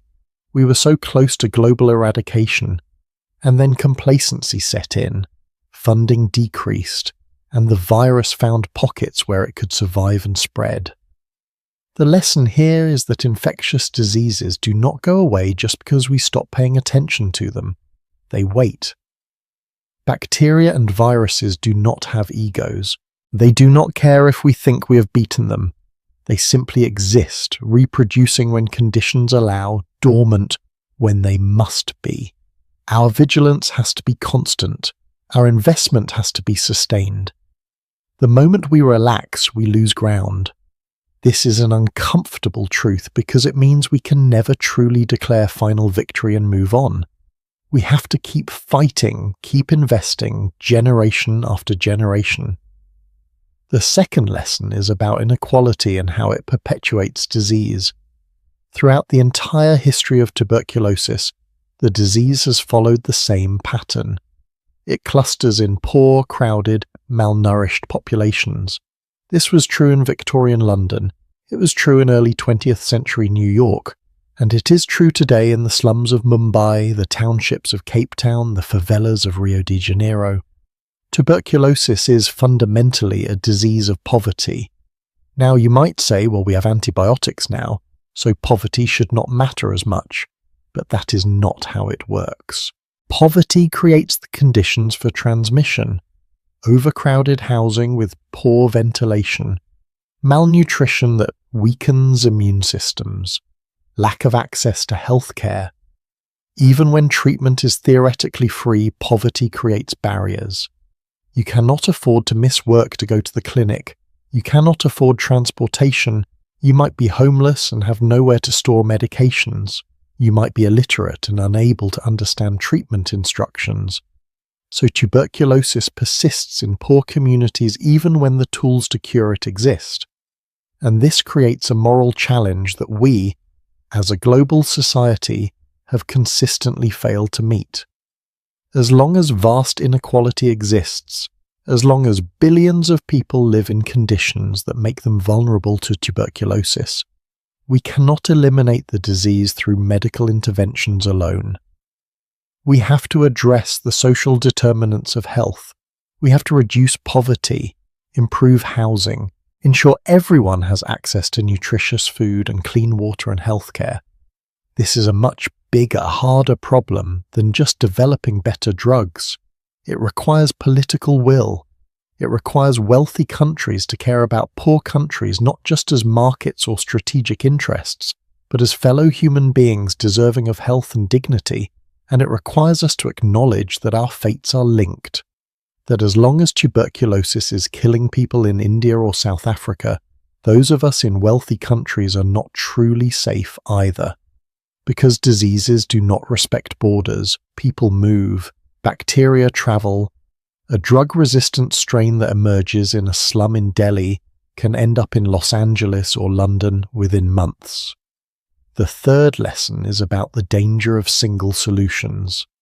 Throughout tuberculosis history, we have repeatedly fallen into the trap of thinking one intervention would solve everything. Fresh air will cure tuberculosis. No, wait. Surgery will cure it. No, wait. Antibiotics will cure it. And each time we discover that the solution is more complicated than we thought. Fresh air and rest helped some patients, but it was not a cure. Collapse therapy surgery was brutal and had limited effectiveness. Antibiotics were revolutionary, genuinely transformative, but they did not end tuberculosis. And now we are discovering that antibiotics alone, without addressing drug resistance, without improving diagnostics, without social interventions, without vaccines, are not enough either. The reality is that complex problems require multifaceted solutions. Tuberculosis will not be ended by one magic bullet. It will be ended, if we end it, through a combination of approaches, better drugs and shorter regimens to make treatment more accessible and tolerable, rapid diagnostics to catch cases early, vaccines to prevent infection and disease, social support to help patients complete treatment and recover, housing improvements to reduce transmission, nutrition programs to strengthen immune systems, stigma reduction campaigns to encourage people to seek care, all of these things working together. This holistic approach is harder to fund and implement than a single silver bullet would be. It requires coordination across multiple sectors: health, housing, education, social services. It requires long-term commitment because you cannot measure success in months or even years. You have to think in decades, but there is no shortcut, no single intervention that will make the problem go away. The fourth lesson is about the importance of finishing what you start. This applies at multiple levels, For individual patients, finishing the full course of tuberculosis treatment is absolutely critical. Stopping early, even if you feel better, allows the bacteria to develop resistance. This is how we created the drug resistance crisis. Millions of patients over decades not completing treatment. Each incomplete course of therapy was a step toward multi-drug resistant and extensively drug-resistant tuberculosis. But it also applies at a societal level. We have started and stopped tuberculosis control efforts so many times. We build up programs, see progress, declare victory, defund the programs, and then watch the disease come back. What if instead we had maintained our investment from the 1950s onward? What if we had kept sanatoriums open as specialized tuberculosis hospitals instead of closing them all? What if we had continued robust screening and treatment programs even as case numbers declined? We would be in a very different place now. Finishing what you start means committing for the long haul. It means continuing to invest even when the problem seems solved. It means resisting the political pressure to redirect resources to newer, more visible crises. It means recognizing that some fights require generational commitment. The fifth lesson is about the power and limits of technology.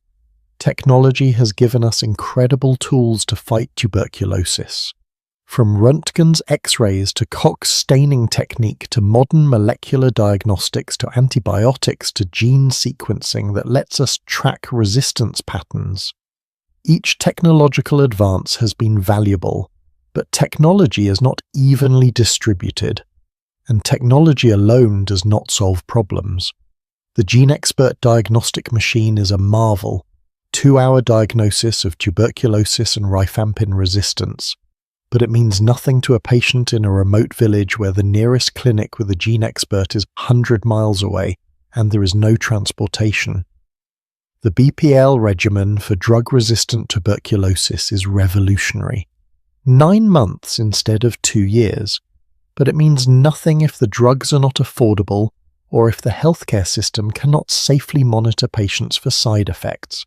So the lesson is that we need to develop technology, yes. We should absolutely continue investing in research, but we also need to focus just as much on delivery, on making sure innovations reach the people who need them, on building health systems that can actually use the tools we create, on ensuring that breakthroughs in wealthy country laboratories translate into lives saved in poor country clinics. This requires addressing intellectual property issues, drug patents that keep prices high. It requires technology transfer, training people in low-resource settings to use and maintain sophisticated equipment. It requires infrastructure investment, roads, electricity, cold chain storage for medications. These things are less glamorous than cutting-edge research, but they are just as important. The sixth lesson is about the role of storytelling and narrative in public health. The tuberculosis story has been told many different ways over the centuries. The romantic narrative of the beautiful consumptive, the story of the white plague decimating the poor, the triumphant narrative of antibiotics conquering an ancient scourge, the cautionary tale of drug resistance. Each of these narratives has shaped how society responds to the disease. The romantic narrative, as we discussed, was actively harmful. It discouraged people from seeing tuberculosis as a serious public health threat requiring isolation and treatment. The triumph narrative of the antibiotic era led to complacency. But narratives can also be powerful tools for good. When tuberculosis is framed as a disease of poverty and inequality, it builds support for social interventions. When people hear stories of individual patients, real human beings with names and families, it creates empathy and political will. The lesson here is that how we talk about disease matters, the words we use, the stories we emphasize. Public health communication is not just about conveying facts. It is about framing those facts in ways that motivate action. And this is an area where we can do better. Tuberculosis still does not get the attention it deserves in global media or political discourse. It is overshadowed by flashier diseases. We need better storytelling, more compelling narratives, ways to make people care about an old disease that primarily affects people far away and out of sight. The seventh lesson is about the relationship between science and society. Science gave us the tools to understand and treat tuberculosis. Koch's discovery of the bacillus, the development of antibiotics, modern molecular biology revealing how resistance develops. All of this is scientific progress. But science does not implement itself. Society has to decide to use the knowledge that science provides. And societies make those decisions based on values, politics, economics, not just pure rationality. We could eliminate tuberculosis with existing tools if we devoted enough resources to it. The science is there, but we do not because we have decided, consciously or unconsciously, that other priorities matter more. This is not a scientific decision, it is a social and political one. The lesson is that scientific advancement is necessary but not sufficient. We need social movements. We need political advocacy. We need to change the systems and structures that perpetuate disease. Scientists can discover a cure, but activists and policymakers have to ensure it reaches people who need it. Doctors can treat individual patients, but communities have to create conditions where people can stay healthy in the first place. The eighth lesson is about unintended consequences. Throughout tuberculosis history, well-intentioned interventions have sometimes made things worse. The sanatorium movement isolated patients from their families for years, causing enormous psychological harm and economic hardship, and the evidence that it actually cured many people is questionable. Collapse therapy surgeries were invasive and often ineffective. Even antibiotics, our greatest success, created the conditions for drug resistance because we did not anticipate how bacteria would evolve. This does not mean we should not intervene. It means we should be humble. We should monitor for unintended effects. We should be willing to change course when something is not working. We should involve communities in decision-making so that interventions are culturally appropriate and actually help rather than harm. And we should always think about sustainability. An intervention that works brilliantly for 5 years but cannot be maintained is less valuable than a simpler intervention that can continue indefinitely. The ninth lesson, and this one is critical, is about the danger of forgetting. Institutional memory is fragile. The doctors who treated tuberculosis patients in the 1950s and 60s, who had real experience managing this disease, they are gone now, retired or deceased. The knowledge they had, the practical clinical wisdom, some of that has been lost. When tuberculosis resurged in the 1990s, there were young doctors who had never seen a case, let alone manage complicated drug-resistant tuberculosis. They had to learn on the fly. This is why education is so important, why documentation is important, why we need to maintain expertise even when a disease becomes rare. Because it might not stay rare, and when it comes back, we need people who know what to do. This applies to infrastructure too. It is much easier to maintain a tuberculosis program than to rebuild one from scratch. Much easier to keep a clinic open than to reopen it after it has been closed for years. The lesson is that forgetting has consequences. When we forget how dangerous a disease is, we let our guard down. When we forget how to treat it, people die while we relearn. When we forget the social conditions that allowed it to thrive, we recreate those conditions and wonder why the disease returns. Memory, both individual and institutional, is a form of defense. We have to remember the past to avoid repeating its worst chapters. So those are 9 lessons from 70,000 years of fighting tuberculosis. Never declare victory early, address inequality, avoid single solutions, finish what you start, deploy technology equitably, tell better stories, bridge science and society, watch for unintended consequences, and never, ever forget. These lessons apply far beyond tuberculosis. They are relevant to climate change, to future pandemics, to antimicrobial resistance, to any long-term challenge that requires sustained collective effort.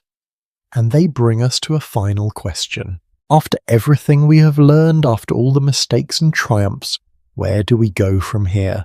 What does the future hold for humanity's oldest companion? Will we finally end tuberculosis? Or will this disease, this ancient enemy, continue to linger on the margins, killing millions while the world looks away? The answer, as with everything about tuberculosis, depends on choices we make. And those choices start with understanding not just the science, but the meaning of this long struggle. Let us pull all of these threads together and find our way to a conclusion. Sometimes the questions we ask reveal more than the answers we find. For 70,000 years, humans have been asking, how do we cure tuberculosis? How do we treat it? How do we survive it? These are important questions, necessary questions. But maybe they are not the right questions. Maybe the question we should have been asking all along is different. Not how do we cure tuberculosis, but why does tuberculosis exist in the first place? Not how do we treat the disease, but why are people getting sick? Because when you shift the question like that, when you look at the underlying causes instead of just the symptoms, the whole picture changes. Tuberculosis is not really a story about bacteria. It is a story about how we organize our societies, about who we value and who we neglect, about the choices we make generation after generation that create the conditions for disease to flourish or fade. Tonight, as we approach the end of our journey, I want to explore this deeper truth, that tuberculosis lingers not because we lack the tools to defeat it, but because we lack the will to address the reasons it thrives. And understanding this might be the most important lesson of all. Let me take you back to something we talked about much earlier in our story, the Victorian era. Tuberculosis was killing 1 in 4 people in Europe and America. The disease was everywhere, but here is the fascinating thing. Even before Robert Koch identified the tuberculosis bacterium in 1882, even before anyone understood the germ theory of disease, tuberculosis death rates were already declining in some places. They started dropping in the late 1800s and continued declining through the early 1900s, well before antibiotics were discovered. Why? This is a question that has fascinated epidemiologists for decades. The most likely explanation is improvements in living condition. As industrialized countries grew wealthier, housing improved, overcrowding decreased, nutrition got better, working conditions became less brutal. People were not packed into tenement buildings with 10 to a room anymore. They had access to fresh food. They were not working 16-hour days in coal-choked factories. And as living conditions improved, tuberculosis declined. Not because of medical intervention, but because people became less vulnerable. This is a profound insight. It tells us that tuberculosis is not primarily a medical problem. It is a social problem that manifests as a medical condition. The bacteria are the mechanism, but poverty, overcrowding, and malnutrition are the cause. And if that is true, then the most effective tuberculosis interventions are not drugs or vaccines, important as those are. The most effective interventions are social justice, fair wages, adequate housing, food security, universal healthcare access. Now, I am not saying medical tools do not matter. Of course they do. Antibiotics have saved millions of lives. Diagnostics allow us to find and treat cases before they spread. These things are crucial, but they are treating the symptoms of deeper social problems. It is like bailing water out of a boat without fixing the hole. You can bail as fast as you want, but if you do not patch the hole, water keeps coming in. This is why tuberculosis persists in the 21st century, even though we have had effective treatment since the 1950s, because we have not fixed the hole. We are still creating the conditions that allow tuberculosis to thrive. We still have massive inequality. We still have billions of people living in poverty. We still have overcrowded slums in megacities where disease spreads like wildfire. We have made amazing medical progress, but we have not made comparable social progress. Let me give you a specific example. Mumbai, India. This city has some of the most extreme wealth inequality in the world. There are gleaming skyscrapers and luxury apartments where the ultra-wealthy live in air-conditioned comfort. And less than a mile away, there are slums where 1 million people live in makeshift shelters with no running water, no sewage systems, no ventilation. Families of 6 or 8 sharing a single room, working jobs that barely pay enough to survive. Now, imagine you are a tuberculosis bacterium. Where are you going to have more success? In the luxury apartment with space, fresh air, well-nourished residents, and access to immediate health care? Or in the slum where people are malnourished, constantly exposed to smoke and pollution, living in tight quarters, and have to travel hours to see a doctor? The answer is obvious. Tuberculosis thrives in the slum, not because the people there are somehow biologically different, but because the conditions of their lives make them vulnerable. And here is the thing, those conditions are not natural disasters. They are not inevitable.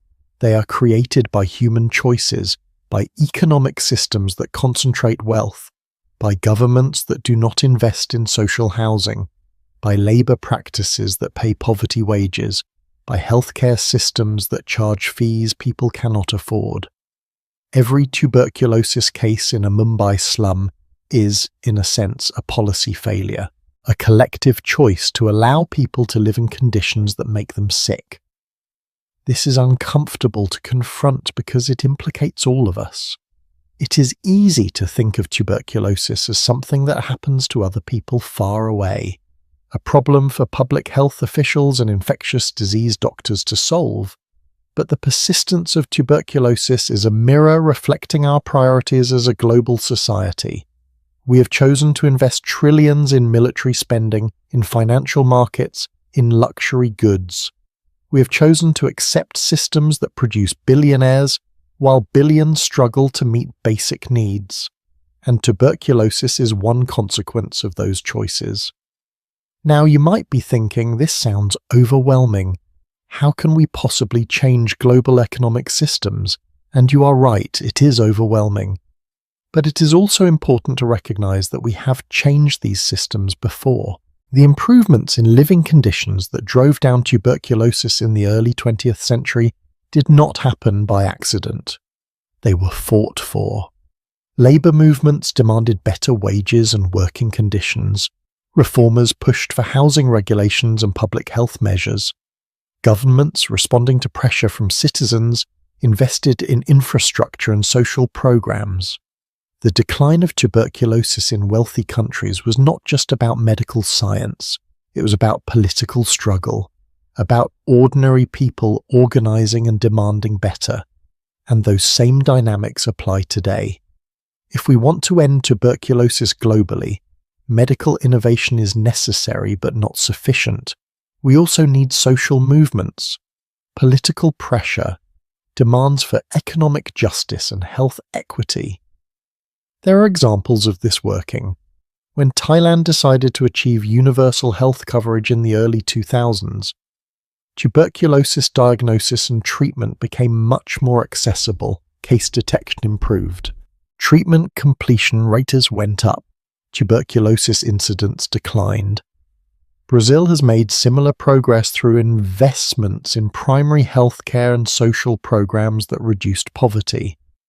Rwanda, one of the poorest countries in the world, has achieved impressive tuberculosis control through community health worker programs and health insurance schemes that make treatment free and accessible.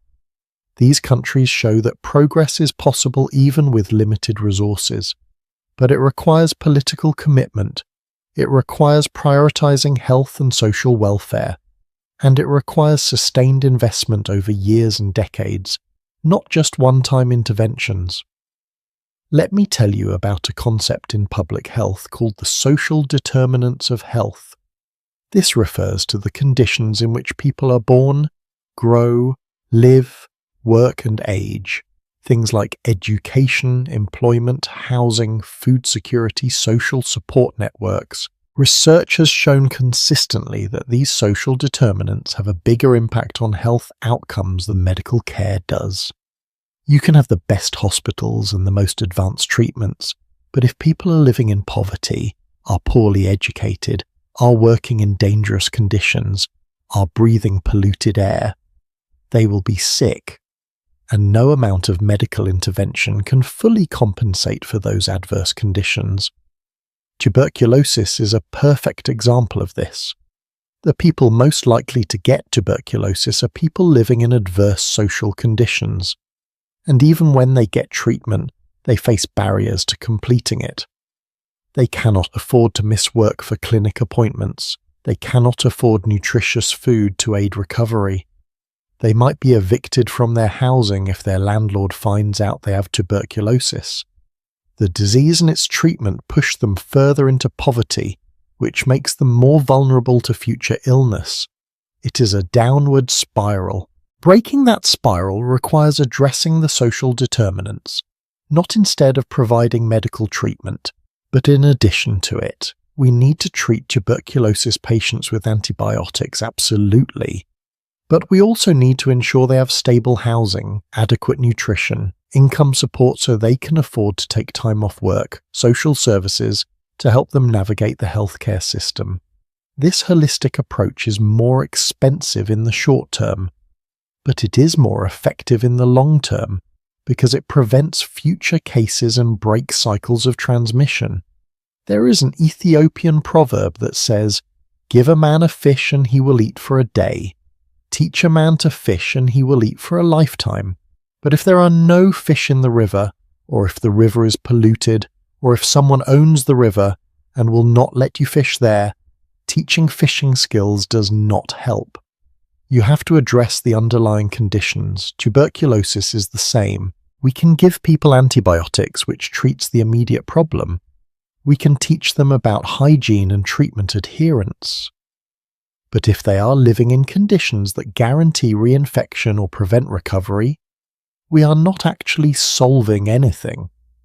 Now, I want to talk about something that connects to this idea, the concept of structural violence.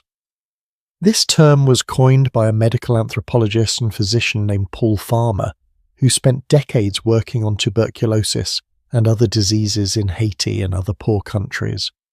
Structural violence refers to the way that social structures, economic systems and political arrangements harm people, not through direct violence like war or assault, but through creating conditions that damage health, shorten lives and cause suffering. Farmer argued that diseases like tuberculosis are forms of structural violence. The bacteria cause the immediate harm, but the structures of society create the vulnerability. And those structures are often invisible to the people who benefit from them. If you are wealthy, healthy, living in a nice house in a safe neighborhood with access to excellent health care, you might not see the structural violence that maintains your privilege while others suffer. But it is there, in the low wages paid to workers who cannot afford decent housing, in the lack of investment in public health infrastructure, in the trade policies that keep poor countries poor, in the patent laws that keep life-saving medications expensive. Farmer's work in Haiti is instructive. He and his organization, Partners in Health, did not just treat tuberculosis patients with drugs. They provided food supplements. They paid for transportation to clinics. They helped patients with housing. They addressed the social context of disease. And they achieved cure rates for drug-resistant tuberculosis that were comparable to or better than cure rates in wealthy countries despite working in extreme poverty. How? By recognizing that treating the disease meant addressing the conditions that caused it. This is the model we need to scale globally, but it requires a fundamental shift in how we think about health. We have to stop seeing tuberculosis as an unfortunate medical problem that affects some people, and start seeing it as a symptom of unjust social systems that we have the power to change. This shift in perspective is difficult because it is uncomfortable. It is easier to donate money for a vaccine than to question the economic systems that create poverty. It is easier to celebrate medical breakthroughs than to confront our own complicity in inequality. But here is the thing. We have had 70,000 years to defeat tuberculosis through medical means alone, and we have not succeeded. Yes, we have tools now that our ancestors lacked. Antibiotics, diagnostics, vaccines in development, these are valuable. But as long as we ignore the social roots of tuberculosis, as long as we allow conditions that make people vulnerable, the disease will persist, it will adapt, it will resist our drugs, it will find new ways to survive, because the bacteria are not the problem, the conditions that nurture them are. And this brings me to perhaps the most important insight of all. Tuberculosis lingers because we let it. Not consciously, not maliciously, but through passive acceptance of systems that harm the most vulnerable, through inattention and underfunding and prioritizing other concerns, through treating tuberculosis as a problem over there in poor countries among poor people, instead of recognizing it as our collective failure to create a just and healthy world. If we truly wanted to end tuberculosis, we could. The tools exist or are being developed. The knowledge exists. What is missing is not scientific understanding. What is missing is political will, social commitment, a recognition that health is a human right, not a commodity, that allowing preventable disease to kill millions every year is unacceptable, that we have a moral obligation to do better. This is not naive idealism, it is practical realism. Because as long as tuberculosis thrives anywhere, we are all at risk. Drug-resistant strains do not respect borders. Economic instability caused by disease undermines global prosperity. The same conditions that allow tuberculosis to flourish, poverty and inequality and weak health systems, create vulnerability to every other threat we face. Climate change, future pandemics, social unrest. These are all connected. So the question is not whether we can end tuberculosis. We can. The question is whether we will make the hard choices necessary to address its root causes.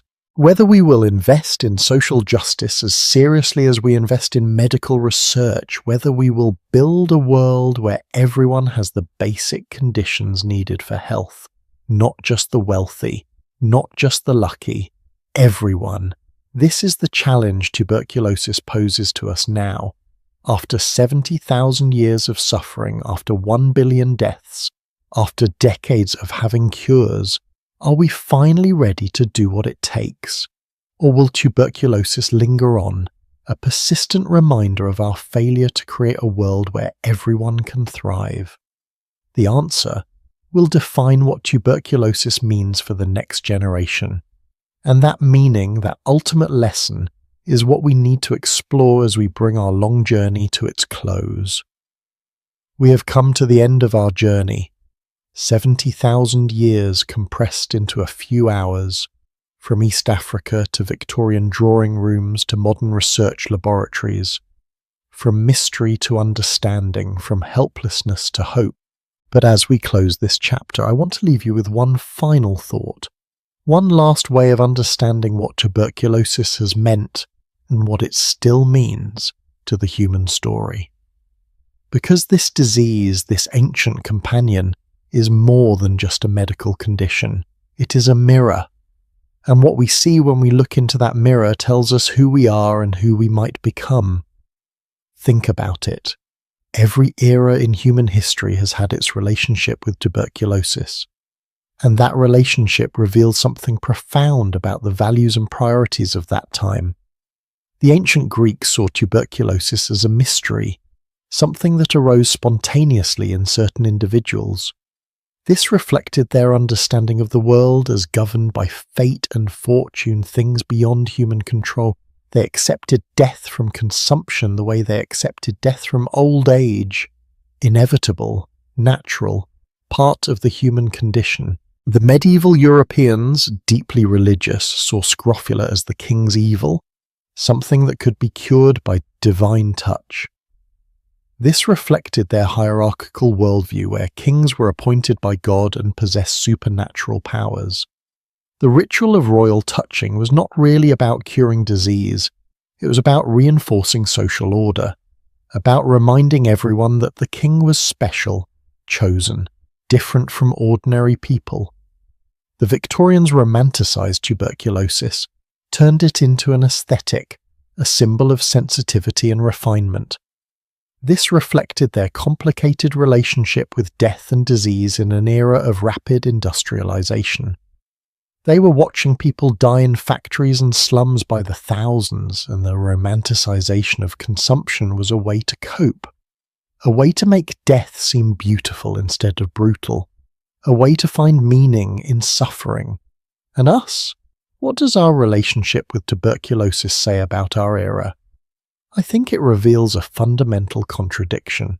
We have the tools to end tuberculosis, the knowledge, the resources, but we have not ended it.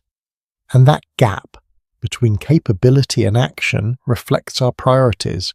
It shows that we value some lives more than others, that we accept suffering as long as it happens to people we do not see in places we do not visit, that we are comfortable with a world of profound inequality as long as we are on the comfortable side of that divide. But here is what gives me hope.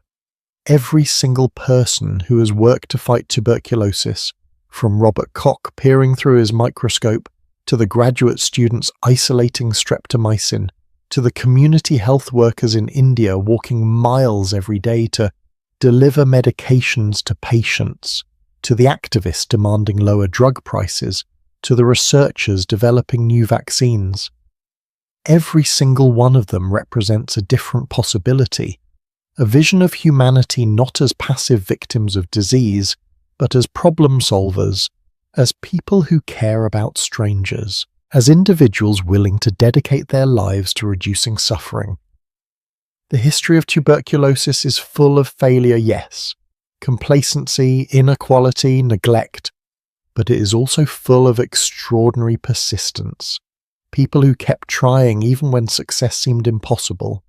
Doctors treating patients they could not cure decade after decade because someone had to care.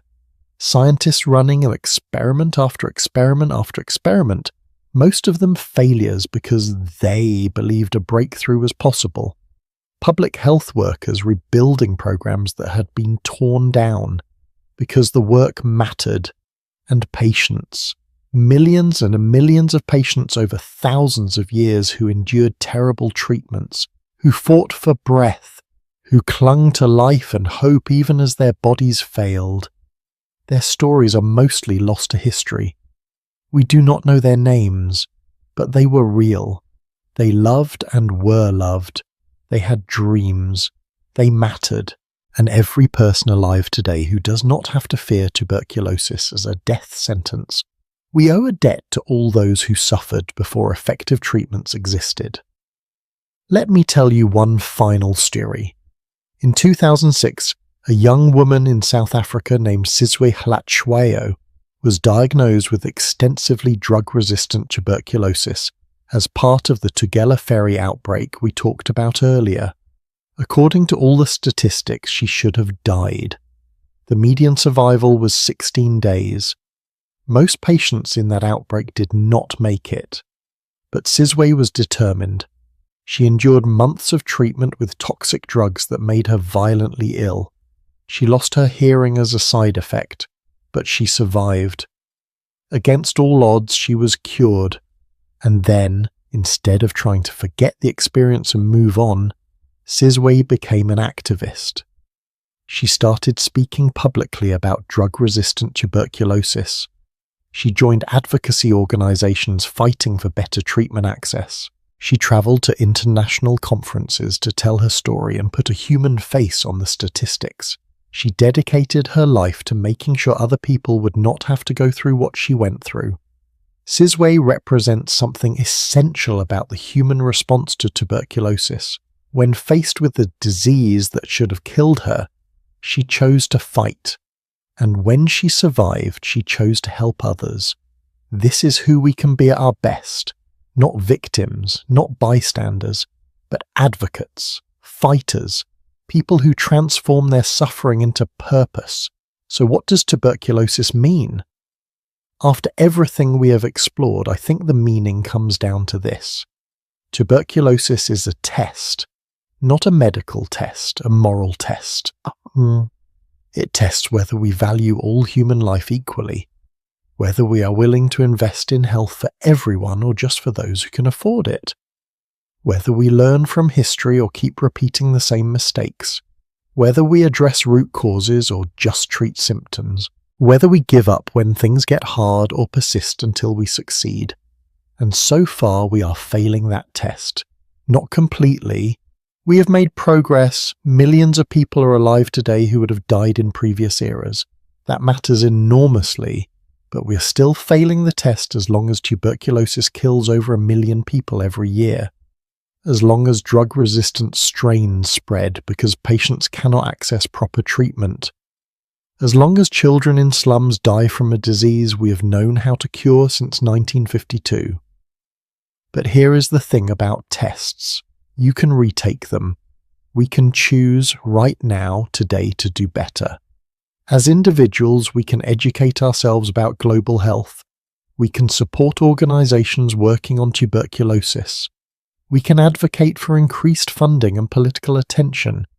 We can recognize that health is connected to justice and work for both. As societies, we can elect leaders who prioritize global health. We can demand that pharmaceutical companies make life-saving drugs affordable. We can invest in public health infrastructure. We can address the poverty and inequality that make people vulnerable. None of this is easy, but neither was developing antibiotics, neither was mapping the human genome, neither was eradicating smallpox, which we did accomplish through sustained global effort. We are capable of extraordinary things when we decide they matter. The question is whether we will decide that ending tuberculosis matters enough. And maybe, just maybe, the act of asking that question is itself meaningful. Because for most of human history, ending tuberculosis was not even imaginable. It was just how things were. People got consumption. Many died. That was life. But now we know it does not have to be that way. We know tuberculosis is not inevitable. It is a choice about what kind of world we want to live in. I started this story by saying tuberculosis has been with us for 70,000 years, that it walked out of Africa with our earliest ancestors and has never left. And that is true. But I want to end by saying something else. Tuberculosis does not have to be with us for the next 70,000 years, or even the next 70. We have the power to change this story, to write a different ending, where tuberculosis becomes a distant memory, a historical footnote, something our great-grandchildren learn about with disbelief that such a disease once killed millions. That ending is possible, not guaranteed, not easy, but possible. And the work of making it real starts with understanding, with knowing the history, with learning the lessons, with seeing tuberculosis not just as a disease, but as a challenge to our collective humanity, a call to do better, to be better, to build a world where everyone, everywhere, has the chance to be healthy and whole. So thank you. Thank you for spending this time with me. Thank you for listening to this long, complicated, sometimes heartbreaking story. Thank you for caring enough to learn, because that caring, that willingness to pay attention to a problem that might not directly affect you, that is the beginning of change. That is how we move from knowledge to action, from awareness to impact. The fight against tuberculosis continues. Right now, as you listen to these words, there are doctors treating patients, researchers working on new drugs and vaccines, public health workers tracking down cases, activists demanding policy changes, patients taking their medications and fighting for recovery. The work goes on, and now you know why it matters. You understand the stakes.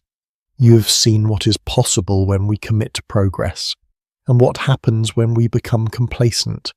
Tuberculosis lingers, but it does not have to linger forever. And maybe someday someone will tell the story of how humanity finally ended this ancient plague, how we learned the lessons of the past, how we chose to prioritize health and justice over profit and inequality, how we finished what we started 70,000 years ago. I hope I live to see that day.